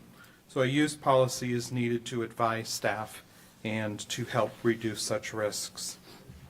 To ensure that confidential information is not unintentionally released, staff recommends limiting the use of generative AI to the GovAI platform. GovAI is an AI solution provider built on the OpenAI platform specifically for government agencies to reduce the risk of confidential information exposure by identifying and concealing it before it is exposed to the OpenAI engine. Enterprise licensing includes license management, usage reports, and the creation of city-specific assistants and libraries of city documents that can be used by the platform. AI technology is rapidly changing, and we will be reviewing this policy on an ongoing basis. So staff recommends that council adopt the amended resolution 2025-09 artificial intelligence use policy. Council, questions of staff? Hearing none, is there anybody in the audience who wishes to speak to this issue? Online? There's one. Oh, Yeah. you can come on up and go ahead and introduce yourself. City, county, other, speaking for yourself. Thank you. Hello, my name is Devore. I've lived in Ellensburg nearly 12 years. I'm not a techie, but AI, it scares me. I liked when I heard about the constant, review process of it. I don't know if the city would have any sort of public continual education and input of what this AI is doing, because it has potential, like you say, to do good things, but it has the potential to also be like the literary character HAL 9000. So I'm hoping that there would be public education, public input, and stuff that us people who basically know how to use a computer but not much else can understand what's going on and make sure that, the literary dystopia doesn't result. Thank you. Thank you. Is there anybody else? Okay, council. Mr. Mayor, I move to adopt Resolution 2025-09, Artificial Intelligence AI Use Policy. Second? We have a motion second to approve Resolution 2025-09, which is an AI use policy for the city.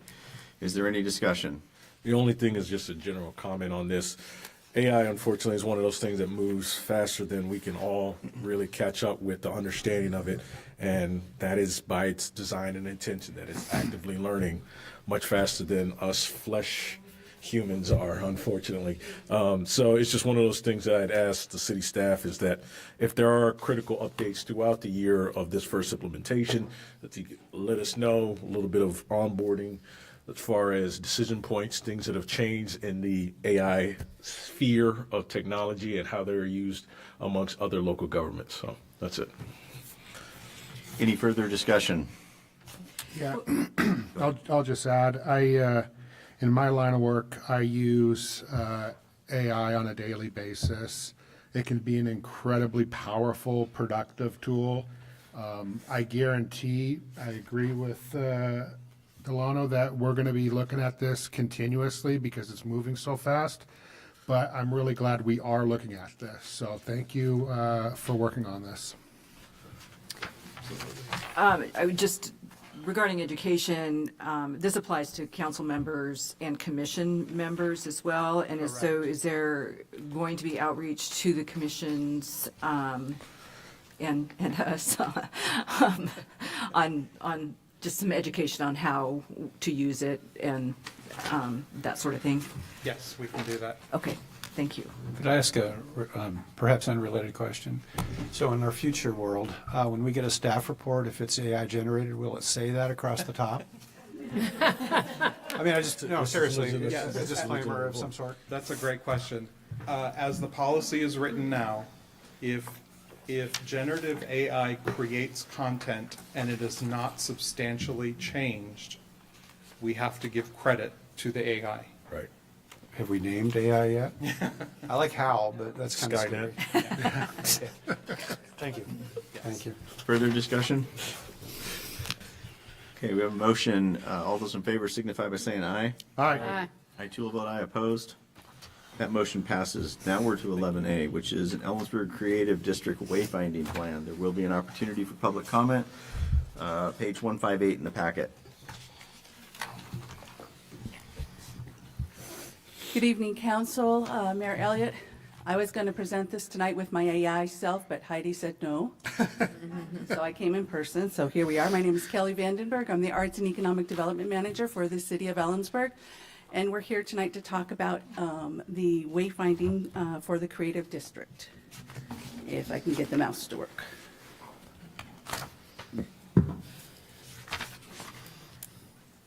There we go.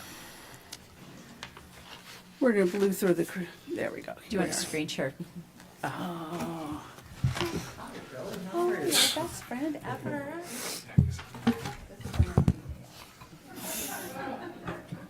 Did you just call me artificial? There is AI. We've had him all along. We should name the AI Drew. That's good. There you go. Contest. We could have prizes.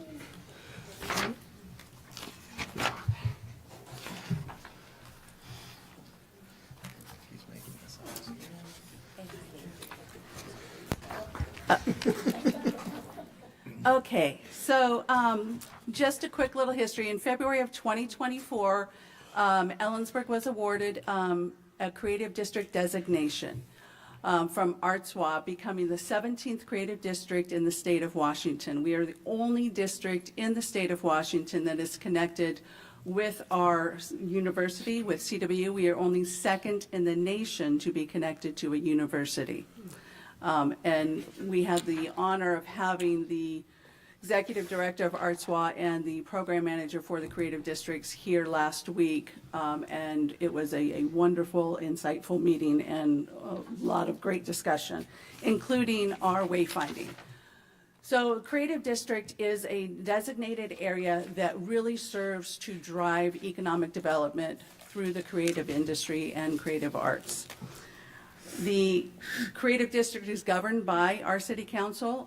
It is administered and overseen an advisory role by our Arts Commission, and I'm the staff liaison as acting as administrator for that Creative District. Wayfinding signage is essential to defining and establishing the Ellensburg Creative District. It serves as that visual connector for community members and tourists alike, and highlights what's unique and special about our district, particularly the fact that, again, we are the only district that will have 2 quadrants. I really want to honor and recognize our district partners. We have 11 different community organizations that have been in this process with us from the beginning, along with our steering committee that are made up of economic development organizations, our arts commissions, city staff, as well as city council member and CW staff. We have had a team that has been volunteered to meet on a monthly basis for the last year to get this plan completed and before you tonight. So I want to talk a little bit about the Ellensburg Creative District brand and what it signifies. The bricks that you see before you represented in the Ellensburg Creative District logo speaks to the strength of the community, the iconic brick that has built our community. It is in the walls. It is that house us, that shelter us. It's on below our feet that make the paths that we walk on. It is iconic of Ellensburg. The pattern of the brick specifically honors Ellensburg native and legacy artist Dick Elliott's pattern work that you will find throughout the downtown community sidewalk, throughout our historical district sidewalks. And it recognizes both quadrants of the district as coming together and sharing space. The texture of the brick and the font represent the spirit and grit of the people of Ellensburg. And I love that this community is here tonight, right? This is who we are. It celebrates colors and the vibrancy of life through art. And it was a long process, and anybody who has developed a logo by committee, but I will say it was a wonderful, fun process. So we started this in April of 2024, outlining our plans and looking at different communities, looking at different community wayfinding signs. We started outlining a phase 1, phase 2, and phase 3 with our planning team. We got a $5,000 small tourism capital funding grant. We looked and refined our phases based on our current needs. We shifted focus to really help define the parameter only, and then started mapping out where the signs go in the districts.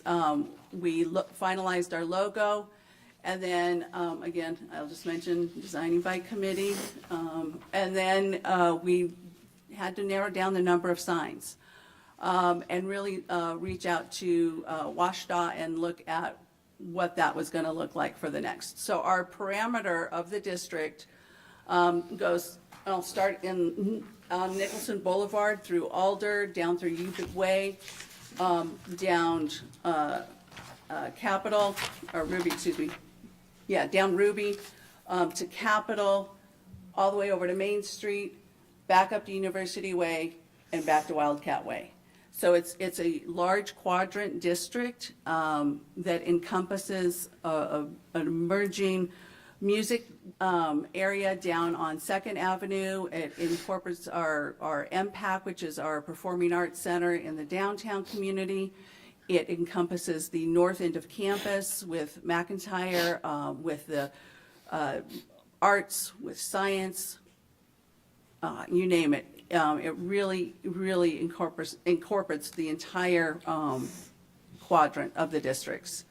So our sign locations are noted here, and we limited it to 12 specific signs And we had to, because we are, and if you're looking at the cost there, we were able to save a significant amount of money on the signs by utilizing existing light poles and doing, I don't remember what Derek called them, but they're basically going to strap onto the pole. Bracket. I don't know what they're called. So for district signs that are outside of the designated area, that's outside of that quadrant line that I just showed you, this is what those signs will look like. We'll have 36 by 24 for our larger light pole signs. And then for the smaller signs, the 12 by 18, they will be on similar to a U-channel pole. Some of those poles are existing. We have one that we have to put in new down by what I like to call the east interchange, but I understand it's the south interchange. Is that what it's actually called? I really was good with the north-south thing. Okay. And then district designated signs within our area.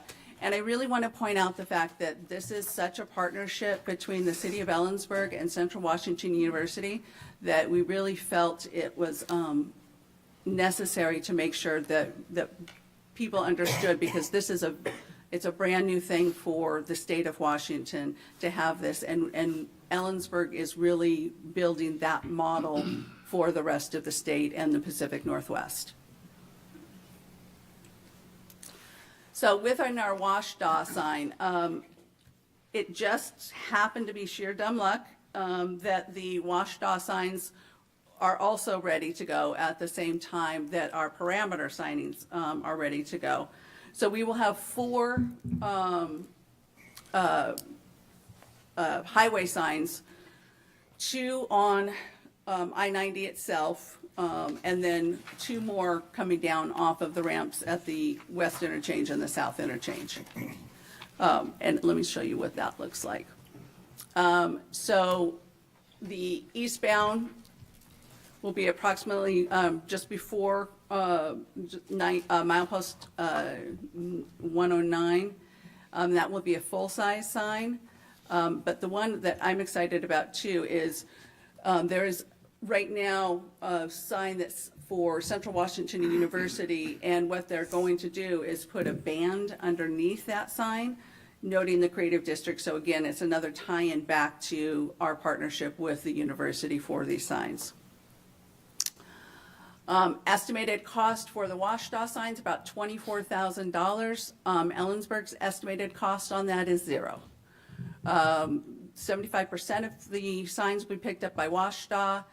The Arts WA has opted to have Ellensburg and Coopville be the only 2 districts, but we will be receiving up to $7,500 to pay for the rest of those signs.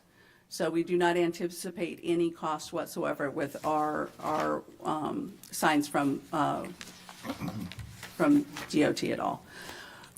We should have that contract this week from DOT. So, let's see here. So the next steps are to get that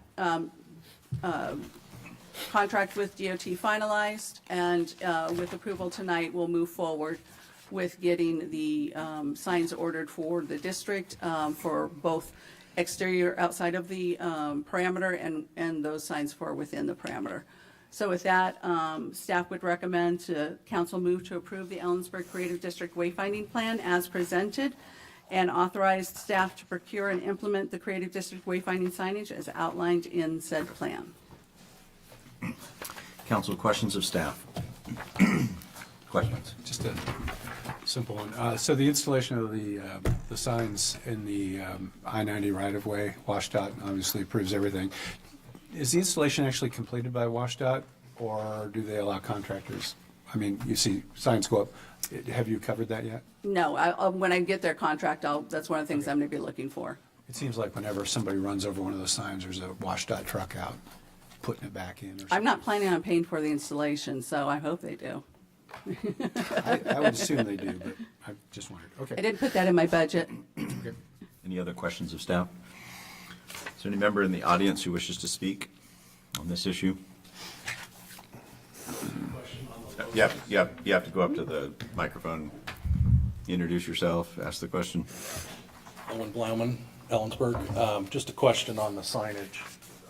You've got the town logo is with the bricks, and then the interstate signs have a different logo. Can you explain the difference? Yeah, make sure you're speaking into the microphone so the audience can hear. So the question was, there's two different types of signs and logos. So the highway signs specifically promote the creative districts program through ArtsWA. And that is the driving economic force. So people go to the districts specifically. They'll travel around the state from district to district specifically. So they're looking for that ArtsWA logo, and that is why ArtsWA is willing to pay the additional funding for that. Thank you. Any other further comments from the audience? Nobody online? I don't know how to undo it. Okay, council. Move to approve the Ellensburg Creative District Wayfinding Plan as presented and authorize staff to procure and implement the Creative District Wayfinding signage as outlined in the plan. Second. Motion second to approve the Creative District Wayfinding Plan as presented, authorize staff to procure and implement the wayfinding signage as outlined in the plan. Any discussion? Hearing none, all those in favor signify by saying aye. Aye. I too will vote aye. Opposed? That motion passes. Item 11B, page 171, there will be an opportunity for public comment. This is the preliminary first quarter 2025 financial status and investment reports. This is your punishment for staying. Just kidding. This is the good part. If I could. This is the important stuff. This is the good stuff.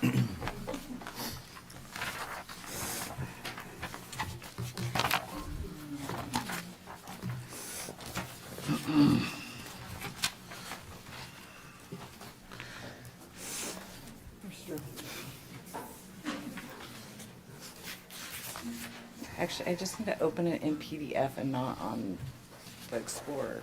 I need to open it in PDF and not on the Explorer so you can get full screen. Thank you. Okay. Thank you. Yeah, I'll try to be fast and keep everybody awake as much as possible. But good evening, Council and Mayor Elliott, Jerica Pasco, Finance Director for the City of Ellensburg. So beginning on page 173 of your agenda report are the first quarter 2025 financial status and investment reports for the period ending March 31st of 2025. I believe you should have on your dais too an updated investment report. It sounds like all of us had something wrong with our agenda this time. I believe that what was included in the agenda report was the fourth quarter investment report, so there should be an updated first quarter one there for you. The first quarter reports, both the financial status and investment reports were presented to the Finance Committee at the April 23rd meeting. So our general table, Table 1, shows our budget to projected to actuals for both the revenue and expenditures for the general fund. These do not include the managerial funds of the general fund, so they will not include funds such as the sales tax reserve fund. The first quarter projections were made as of the current situation on April 4th. The general fund revenues, which is the farthest columns on the left, are expected to come in above budget, and the general fund expenditures on the right are expected to come in below budget as required. There was no indication of anything other than what we normally see in this quarter. We do show a breakdown of the general fund departments included on Table 7 that we'll go over later. Table 2 shows your year-to-date revenues remitted from the state of Washington sales tax activity. This one is pretty significant this quarter. As you'll see at the end of this quarter, the columns down there on the bottom show you January through March activity for 2023, 2024, and 2025. In 2024, we saw a slight increase over 2023. Here in 2025, we saw a 22% increase over first quarter of 24, which is very significant. Overall, however, majority of those are because of sales tax that we will talk about, one-time sales tax that we received from some projects going on in Ellensburg, so I'll talk about that a little bit later. You can't really see the column on the far right, but you'll see that on a lot of those, we actually saw a decrease. We saw a decrease in hotel motel lodging, which I've talked about previously, kind of was slow to pick up after COVID, like some of the rest of them, and now they've kind of appears to have tapered off. Oh, sorry, appears to have tapered off. So first quarter in 24 was a little bit inflated, which appears to be why we see a drop in first quarter of 2025. Marijuana excise tax, motor vehicle fuels tax, public safety tax, those all decreased in first quarter, but the sales and use taxes for public transportation and housing related all increased by 36%.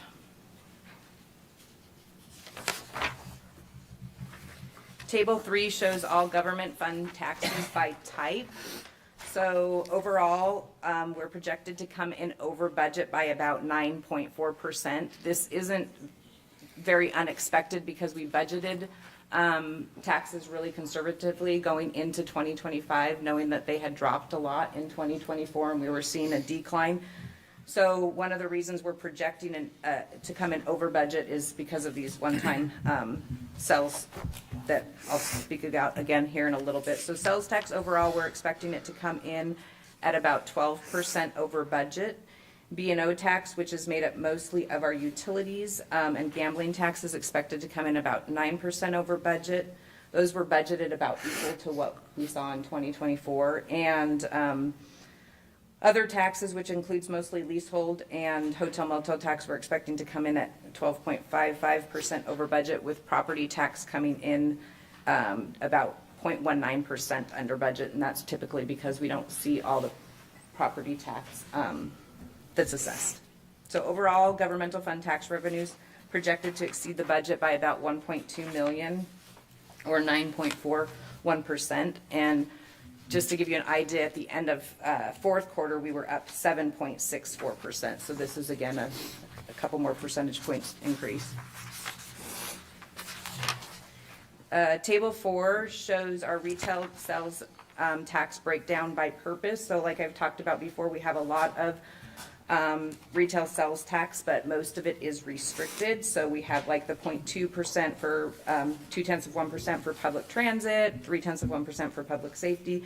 The one that we focus the most on is the 0.85% or our regular retail sales tax, which is what's used in the general government to cover everything else like parks and rec, public safety, libraries, streets, all that.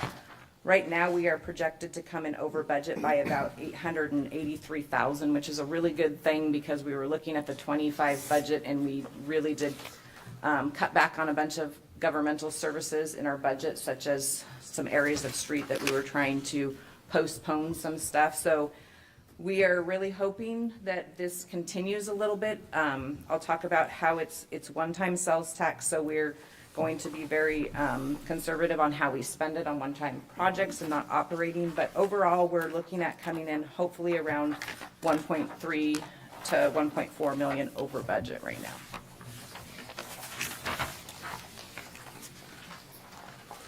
Table 5 shows our year-to-date sales tax by activity. So this is kind of the biggest indicator that we use, that the reason why we feel like it is a one-time sales tax bump that we're receiving. The top line that you can't really see there is retail trade, and that usually tells us what the local economy is really doing the most.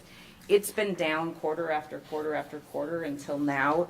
This quarter, it is up 4.8%. That's an increase of 33,000, so that's not a whole lot. It's still telling us that locally things have kind of stalled a little bit. Farther down, the second line I have highlighted, that's construction sales tax. And this is where we're seeing our big increase our one-time bump that we got. We received around over $500,000 more in sales tax than what we were expecting. Construction sales tax, I talk about a lot, that's really volatile. That's really hard to predict because it's all based on the timing of when big construction sales tax or big construction projects are paid out. So that This first quarter was up 151%, which is something we've never seen before, so up around 315,000. That is a couple big projects that have been happening that had some payouts that was done in phases, so it's not something that will necessarily continue. The other one that I noted down towards the bottom in the yellow is the professional, scientific, and tech services, and that's up 460.9%, or 171,000. So those are the three reasons that we're up. That again is another one-time, or not one time, but maybe a couple time purchase, hopefully. But it's not a consistent purchase. I can't see who purchased something, but what I can tell by the tax activity by type is what kind of was purchased, and what it tells us is there's some big projects going on that probably purchased some one-time equipment that's going in there, and that's what made this Jericho, huge you gotta keep sales tax bump. Sorry. He just wagged his finger at me. We need 2 mics up there. So overall, sales tax is up 35.94% compared to first quarter of 2024. Education had the highest dollar decrease, with professional and scientific and tech services, like I talked about, showing the highest dollar and percentage increase. And again, construction had a really significant increase there as well. And these revenues are for sales from November of 2024 through January of 2025. This chart here on table 6 shows our year-to-date utility tax activity. Overall, our utility tax activity was down 8.4% compared to first quarter of 24. That is another one that was not, or was kind of expected. I spoke about previously at council meetings that in 2023, the city implemented at the end of 2023 a new utility billing system, and so there was some lag in the billing there, and so first quarter of 2024's utility billing was high because it captured some of 2023. So we were expecting 25 first quarter to be down below 24, but overall we're expecting it to level off throughout the end of the year.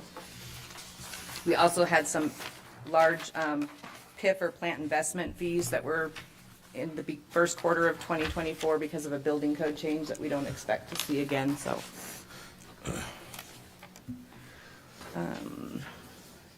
table 7 shows our general fund revenues and expenditures, the budget versus projected. And again, these do not include any of the managerial funds, such as the sales tax reserve funds. So overall, our revenues are projected to come in about $600,000 over budget, and our expenditures we're hoping to come in around $2 million under budget. Which what that would mean we would not be using any fund balance for 2025. So we hope that stays true. The one highlighted there in yellow is our beginning fund balance, the actual beginning fund balance for 25, because we haven't completed our financial statements for 2024. We don't have an exact figure on that yet. If it was another week later, we should have that, but I didn't want to put in a number that wasn't exact. So table 8 is our debt activities. We didn't have any debt changes in first quarter. We make our big debt payments in June and November of each year, so this is really the same numbers as what you saw at the end of fourth quarter. And table 9, our citywide report, shows that the city brought in approximately $6.2 million more than it spent in first quarter of 2025. However, just under $1 million of that excess of revenue over expenditures is from the utility and internal service funds. The general fund itself, which does include the managerial funds here, all of those different funds highlighted in blue are managerial funds of the general fund. It saw an actual net loss of just under $1 million. Majority of the increase that we did see was in the electric utility, as well as our special revenue funds, or our special tax-based funds like affordable housing, transit, and those that collect throughout the year. We again would have had a significant decrease if we had not seen that $500,000 sales tax. We would have been down about $1.5 million for general fund. So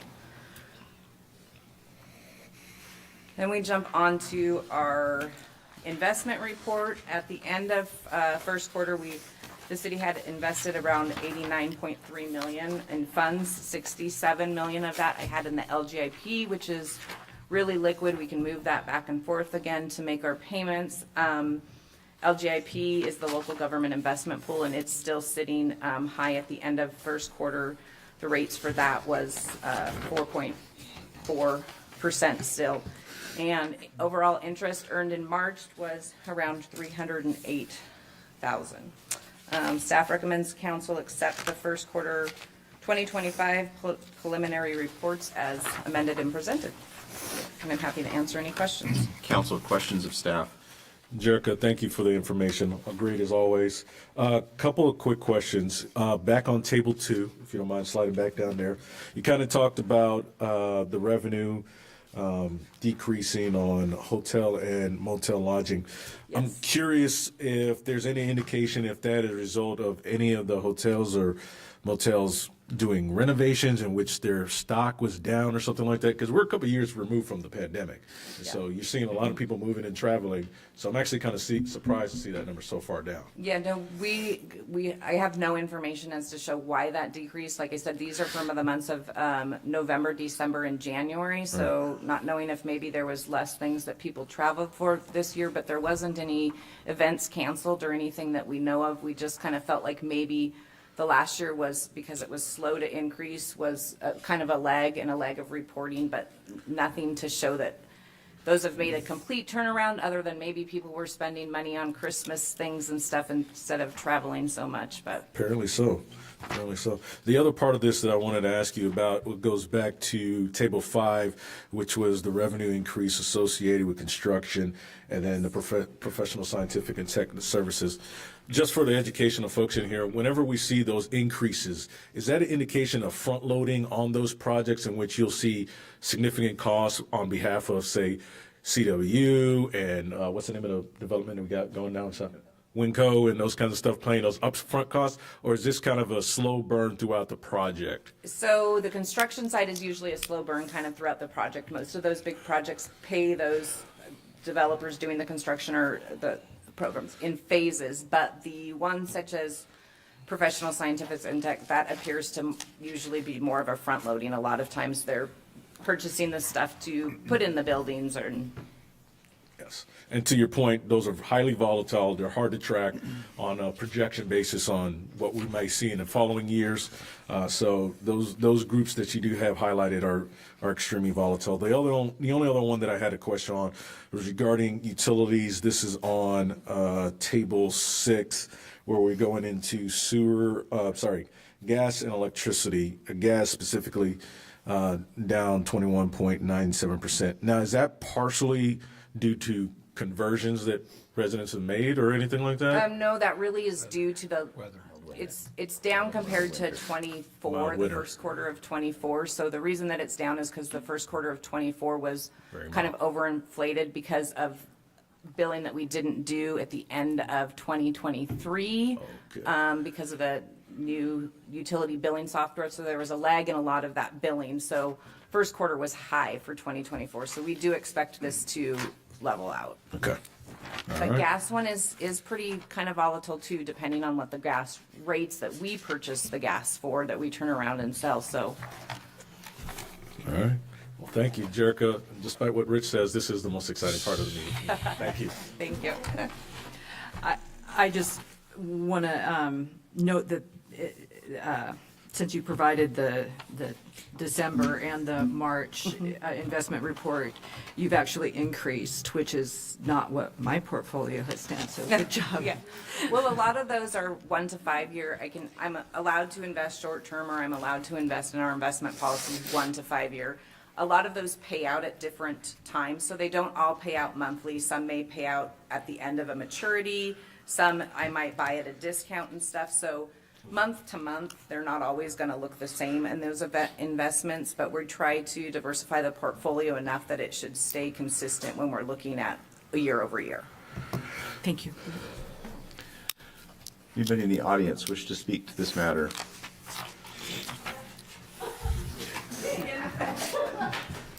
Hi, Adria Bestachek-Dono, representing myself, live in the county, and I want to speak towards this.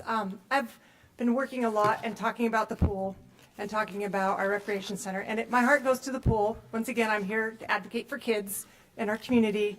Like someone mentioned earlier, a great place for us to gather, to be together.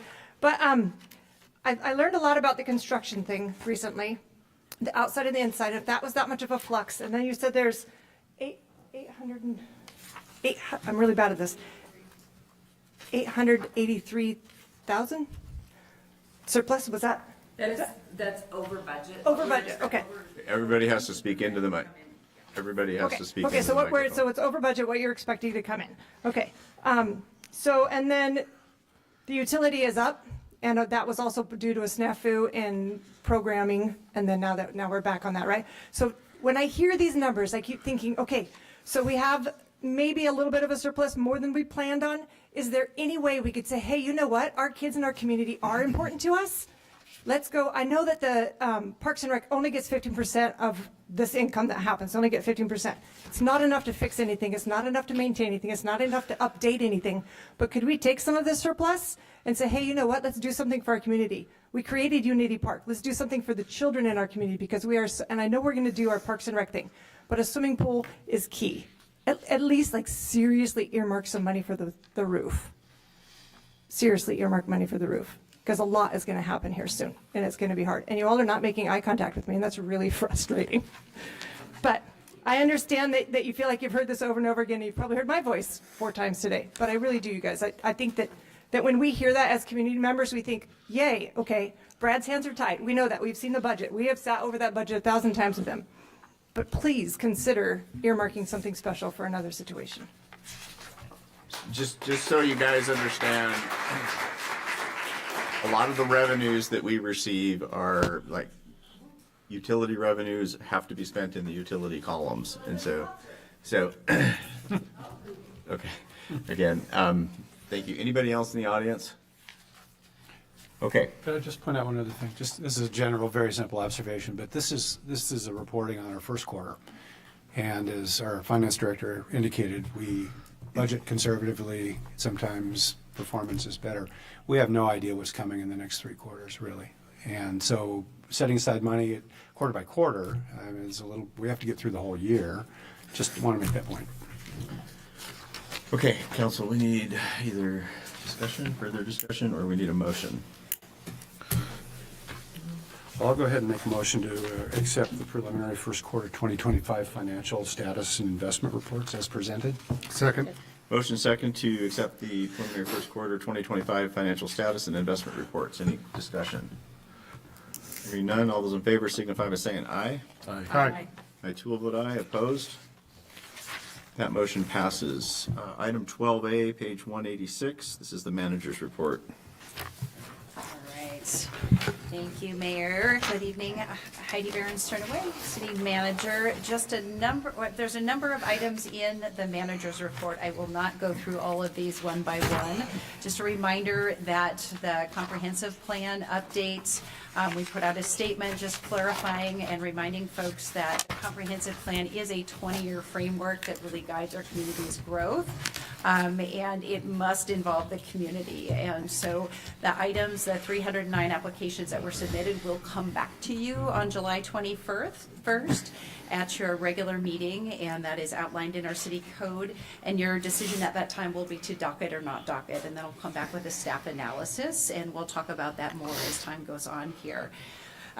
A reminder too that you have a joint city-county study session meeting scheduled for May 8th, and so that is here in the city council chambers. We have typically done a study session meeting with the county commissioners when we've done our joint meetings, and that means we haven't done public comment during those meetings, and so we did just publish the agenda today, and so that is out online for folks as well. We do have some board and commission openings, and as a reminder, we have typically May and December openings, and so check online if folks are interested. Attend a board and commission meeting, get an idea of what the role is, and we have applications online, and we do have some paper copies in the city manager's office as well. Our next Ellensburg Academy is May 27th, and we have a number of events in the community. Ellensburg Police Department is doing a gang awareness community presentation on May 29th. A reminder that May is Bike Month, and we have a number of activities in your packet. There is a flyer for all of the Bike Month activities, and that culminates in an event on May 31st at Unity Park, and there will be drawing and giveaways and all kinds of bike learning and activities there. Let's see here. I'm going to skip a few of these. We do have our Touch a Truck scheduled for June 18th, and let's see here. Just a note, a number of folks have mentioned the city pool restrooms, and just a reminder that it's state law that requires the city to permit individuals to access the restroom corresponding to their gender identity. We have made some accommodations in the past couple of years to create some spaces within the pool facility to allow for more options for families, and we'll continue to look at other options that we can make for accommodations as well. And a couple more items. One action I'd like to request your consideration on, and that is amending the study session meeting scheduled originally for June 2nd and rescheduling that as a joint study session with the DEI Commission for the second meeting in June, which would be the 16th of June. And my recommendation would be to actually start that meeting at 5:30 p.m. and we would need a council action to make that change. Council. I'll move to set a joint council DEI Commission study session for June 16th at 5:30 and delete the regular study session on June 2nd. I'll second. Motion second to move the June 2nd, 2025 study session to June 16th. It will start at 17:30 and involve a study session between the council and the DEI Commission. Any discussion? Yeah, I'm just worried about the 5:30. You have people who get off of work at 5. I pick up my kid after 5. It becomes very difficult for especially parents. And I would recommend keeping it at 6 o'clock. I'll make an amendment proposal to keep that at 6 p.m. Just because I know just as a parent, it's going to be difficult on me to be here at that time, let alone everybody else that's getting off of work at that time and then trying to get here. Go ahead. If you're going to I'm fine with seconding. Okay. We have a motion second to amend the start time for the DEI Commission study session on June 16th to 1800 hours, and then the rest of the motion would stay intact, correct? So we're talking about the change in time from 5:30 to 6 o'clock p.m. Any discussion? It doesn't affect this motion, but I'll ask since it's this topic. We're having a study session on Thursday with the county commissioners, and that's a study session. There won't be an opportunity for public comment. Are we following the same procedure for the meeting in June? Those are typically the rules for your study sessions. So no public comment, it's a study session. Okay. Okay, we're talking about the change in time. So all those in favor signify by saying aye. Aye. I too will vote aye. Opposed? That motion passes. So we have an amended motion to schedule the DEI Joint City Council study session on June 16th at 1800. All those in favor signify by saying aye. Aye. I too will vote aye. Opposed? That motion passes. And just as an FYI, my hesitancy with motions and seconds is I've done this job for cumulatively about 4 years. I don't typically do motions. I don't typically make seconds. I govern the process. So that's my reluctance. I will step in if I had to, but okay. Excellent. So Mayor, I have a couple more items. In your packet is the most recent report from the artist that's putting together the sculpture that will be placed at Unity Park. It's absolutely beautiful, and so if you haven't had an opportunity, please take a peek at that. And finally, our planning manager, Stacy Henderson, mentioned today about the Ellensburg History Quest, and so there's a flyer in your packet as well. And that would be the end of my report. Thank you. Okay, council member reports. Councilmember Thompson. Are we going to do public comment? Well, What? never mind. We said We're gonna finish after the business. adopting Yeah, this is- agenda. yeah. Okay. So I wanted to use my comment period just to reinforce the concept that DEI is going to be an emotional topic for both sides, whether you support it or you don't. And it's going to be the top of discussion in our community till July 21st. Please be civil and respectful, especially online. And, you know, you can really fire something off and hurt somebody when there's no need for it. So we should just be respectful as a community to each other. And we've got the 309, names that are being released, and let's make sure that there is concern out there enough that there's an attempt for an injunction to stop it. And so let's be kind. There's no need for retaliation or threats or harassment. And this is both sides. This is not one side or the other. So let's just be kind to each other and remind ourselves that we are in the same community together. We work in jobs together. We can go to the same churches together. We can go to the parks together. So let's just remember there was one comment, I wasn't able to catch the name, about a individual that went to the front door and was able to sit there and have a civil conversation. I thought that was an excellent comment, and we should embrace that mentality. Let's listen. Let's be polite. We can be impassioned about it. That's fine, but let's be respectful, and that's for everybody. And that's my biggest ask for everyone. That's it. Councilmember Palmer. Thank you, Josh, for those comments. I continue with the same thing. One, applaud all of you for continuing to be involved in your community. Heidi mentioned this before, but your presence here shows your interest in your community. It's been stated a couple times as far as boards and commissions that are available to the community. Know that I know some of you are looking to be on city council, which is fantastic. I love that people want to be involved with their community. But if you don't have the time commitment to serve on city council, along with the assigned boards and commissions that you would be assigned to, you can sign up for one of those boards and commissions, because they often provide the recommendations to city council for the things that we make motions on, including our consent agenda. So all the participation that we see in these city council meetings, please advocate to push your friends, your colleagues to participate in those boards and commissions, because this is local government and we need your help to be able to do this, because we're a reflection of you, you're a reflection of us. And no matter any of these decisions, topics that we talk about, we're going to see each other in the store.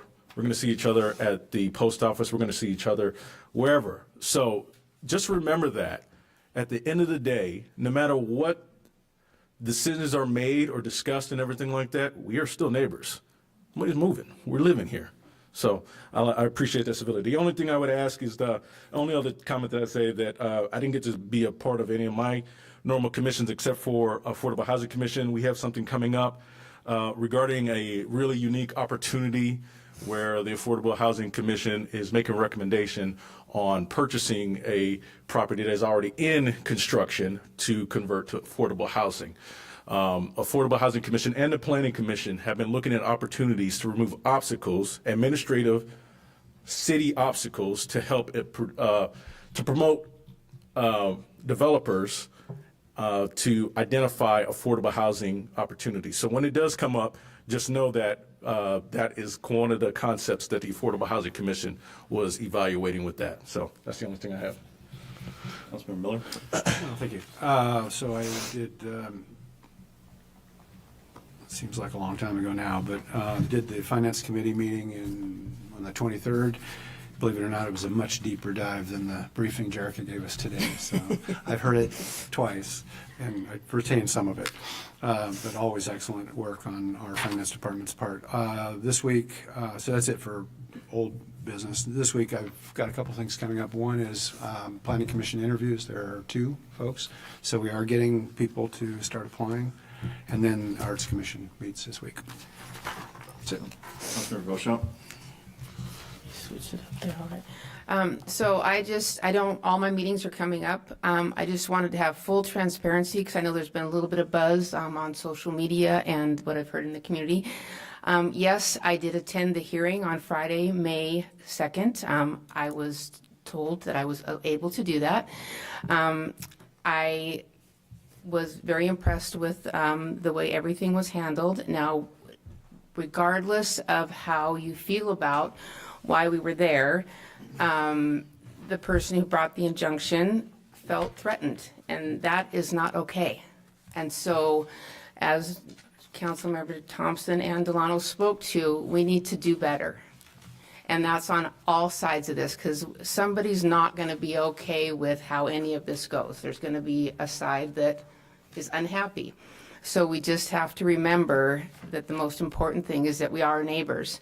And I want to start that process. You all know where I stand on this. I don't hide behind that. And so call me, email me. Let's sit down. Let's have a coffee. Let's go for a walk. I entertain any one of you to get to know me as a person. And let's talk about this. I would love to get to know you.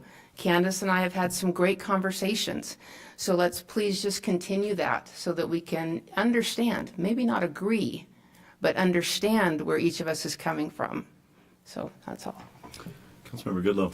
I would echo those comments as well as Councilmember Thompson's comments and Delano's comments.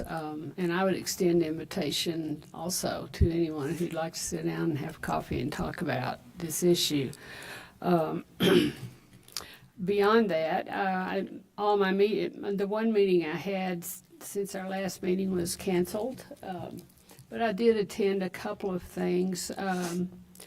The CW Forging the Future event that was held last week at Old Heat to begin the process of a project that holds a lot of positive outcomes for Ellensburg and the university, so we look forward to seeing how that goes.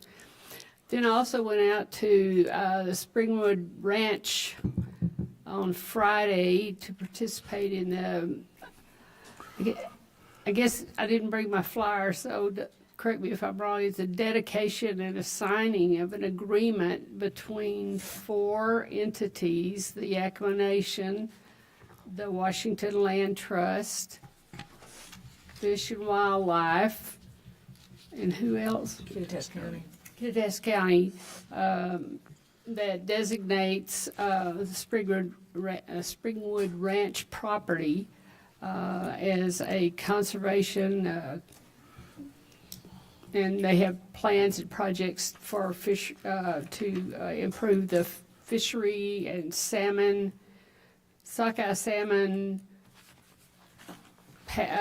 pathway for the smoke to get back to the Yakima River after they hatch. So it's a really cool project and an amazing partnership with these 4 entities. So be looking forward to hearing about the progress on that project. Councilmember Lowquist. Okay, I was happy to hear that the Tree City flag was up in time for Earth Day. I attended the state climate plan workshop.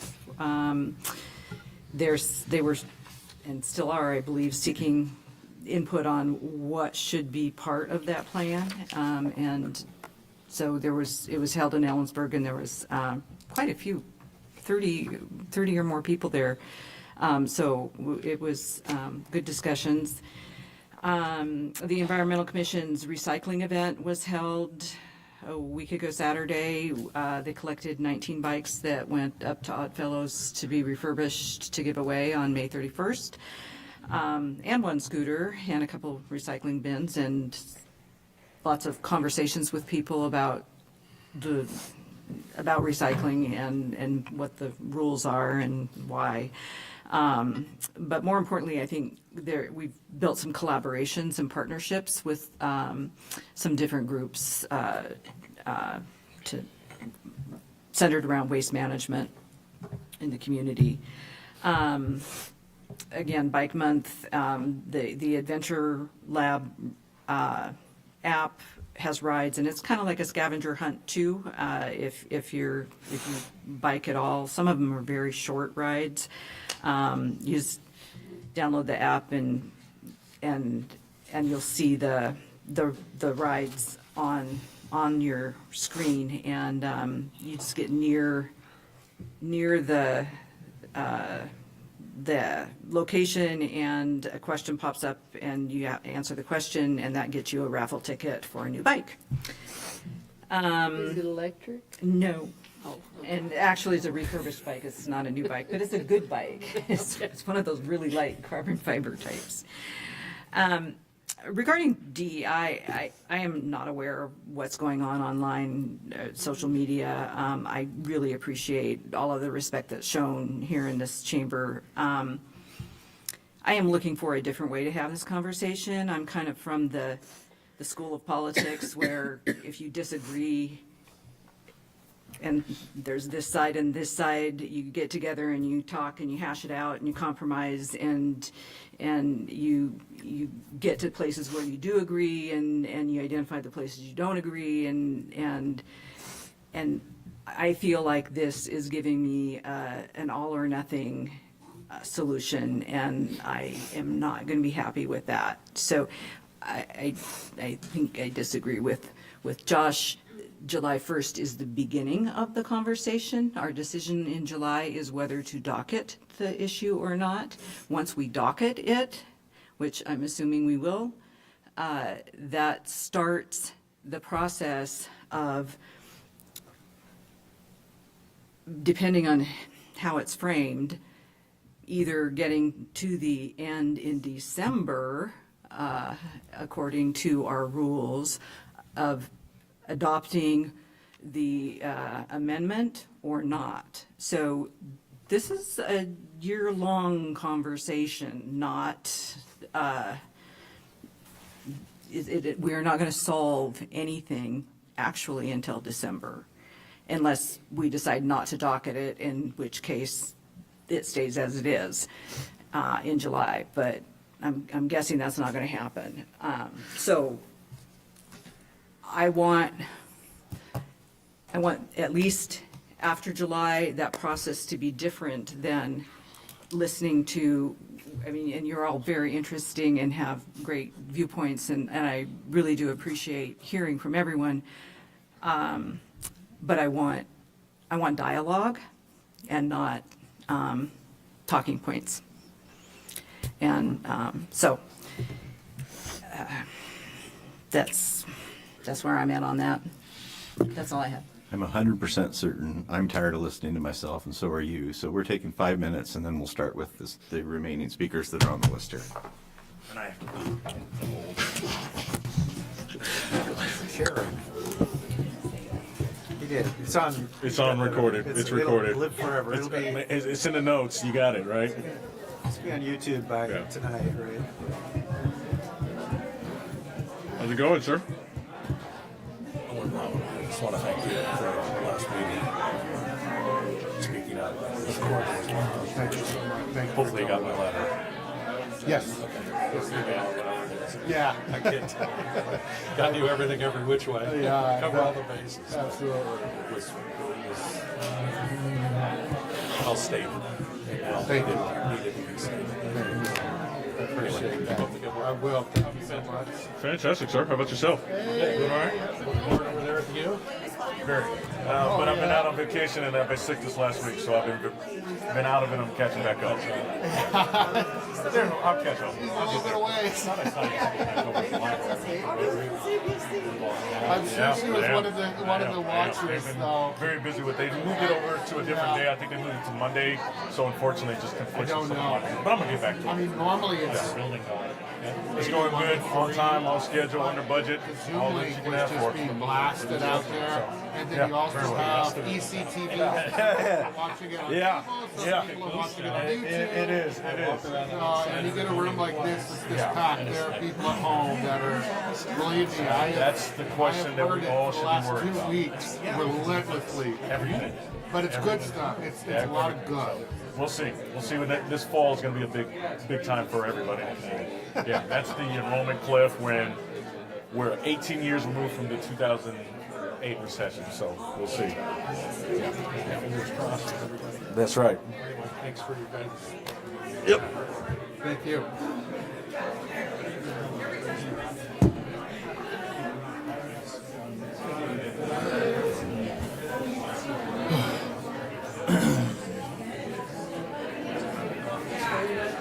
Yes.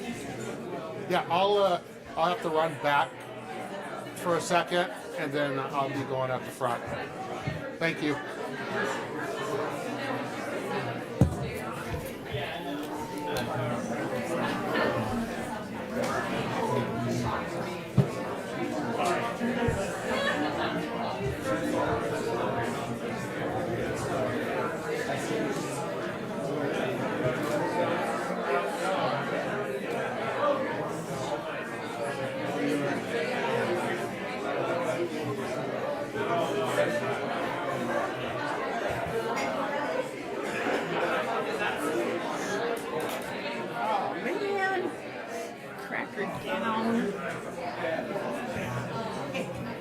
I'm Sarah Nail. We talked on Facebook. Yeah.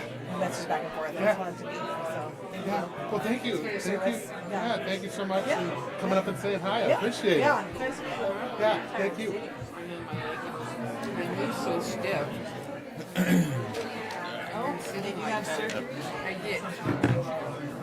Got quite the fan following. I tell you what, we're on one radio show. Huh? I said, we go on one radio show, and it just went nuclear. People are just frustrated, and I think, well, you weren't here. I was out of the country. Raised my voice or nothing back then. Oh, okay.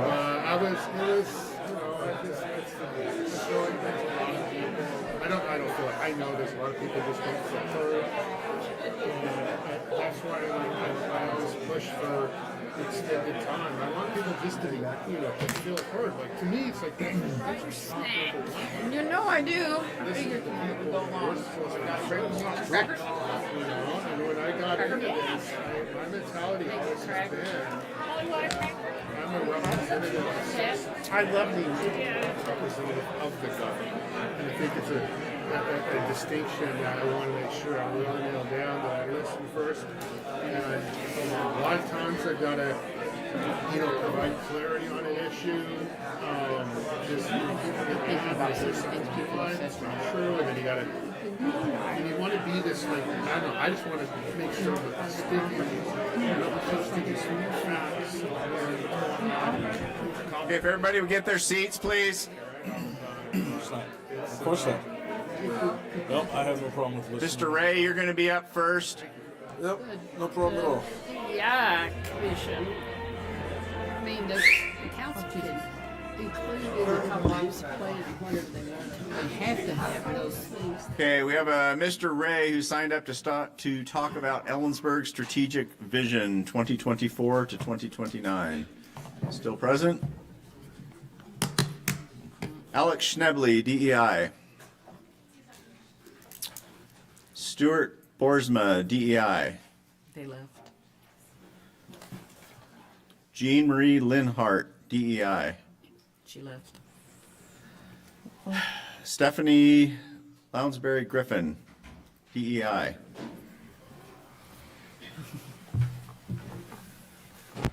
I'll speak into the mic.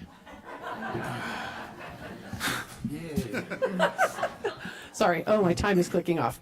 I am Stephanie Lounsbury Griffin. I live in the county. I'm here representing myself. I've heard a lot of comments tonight just about personal opinions, and I feel for me the best way to understand a concept is to understand it from personal experiences. For me, DEI is not a scary thing. It's like a welcoming mat. It's what creates opportunity and attracting the best and brightest into a community. I will tell you two stories very quickly. One, a young woman who was a traveling physical therapist. I'm a healthcare provider in Central Washington. She needed a place to stay. So I asked around, couldn't find a place. I finally called her up and I said, have you found a place? And she said, no. I said, just pack your bags and come up to our house. You can stay with us. She said, but I don't know you. And I said, oh, that's okay. You know my friend, so you're a friend of mine. And there was this kind of silence. And then she said, I think you should know I'm black. That was so hard to hear that from her, that she felt it was necessary that I might not like her and want her at my house because she was black. That was here in Ellensburg. And so then I told her, well, I think you should know we're gay. And she moved in. The second story is, I didn't want to talk about bathrooms, but I will. This is very personal for me. I am a woman. I've had 2 children. But going into a public bathroom is so anxiety provoking because women think I'm a man. I have been harassed. I have had police come and throw me out of bathrooms. It happens everywhere in public. The grocery store, the airport, restaurants, Disneyland. I'm here tonight to tell you, transgender women who go into the bathroom, they need to pee. They need to go to the bathroom. Leave them alone. I mean, I'm a woman. I'm maybe more of a woman than some of the women in this room, but I still get harassed. DEI, don't take that away. It makes people feel welcome. It enriches Ellensburg. Thank you, Ms. Griffin. I think Mr. Bates left. He did submit some written comments if anybody's interested, but I think he left. Am I correct? Yes. Okay. Tish Eaton, DEI.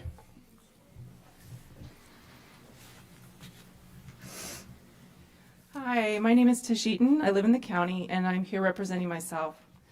I'm here to voice my support for the Diversity, Equity, and Inclusion Commission. I'm so appreciative of all the care and work that the Commission undertakes to help our community. I have 3 questions. First, why do some fear diversity? We need unique and different perspectives and experiences. Plus, diversity fosters creativity and personal growth, which I think is important to all of us. Second, why do some fear equity? Equity just means that we are all treated with fairness and justice. Doesn't everyone want to be heard and valued? Third, why do some fear inclusion? If people don't want inclusion, they must want exclusion, which seems like a lonely place to me. Doesn't everyone want to just belong to something? Being unique and different takes courage, and I commend the DEI Commission for recognizing that courage. Thank you. And our final speaker, Mr. Wagner for DEI.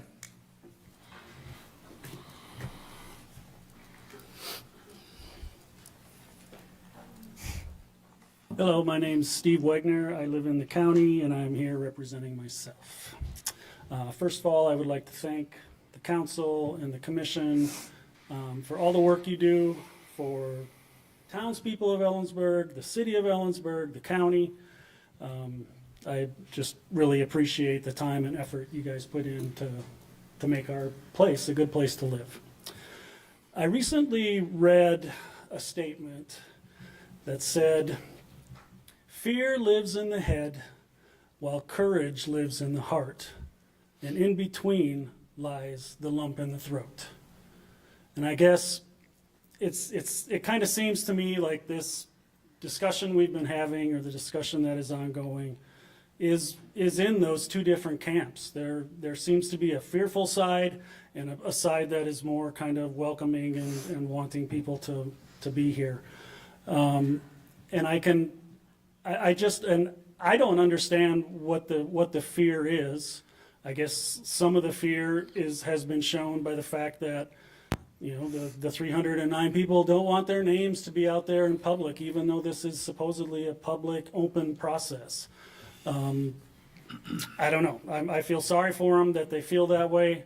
I just hope that at some point they can start thinking a little bit more with their hearts than with their minds, and be a little bit more caring for the rest of the people in the world. I guess I will end my little discussion here with just the lyrics of part of a song. And it says, "I don't really care what your religion is. I would just hope that if people could get worked up over stuff like this, then maybe they could get worked up about stuff that is way, way, way more important. Like feeding people, healing sick people, loving your neighbor. You know, no big deal, all that Jesus stuff." Thank you. Okay. I will echo the sentiment. Thank you for being a very respectful audience and honoring a diversity of opinions here. We are adjourned, and we will see you potentially in a couple weeks. And before 10 p.m. Look at that.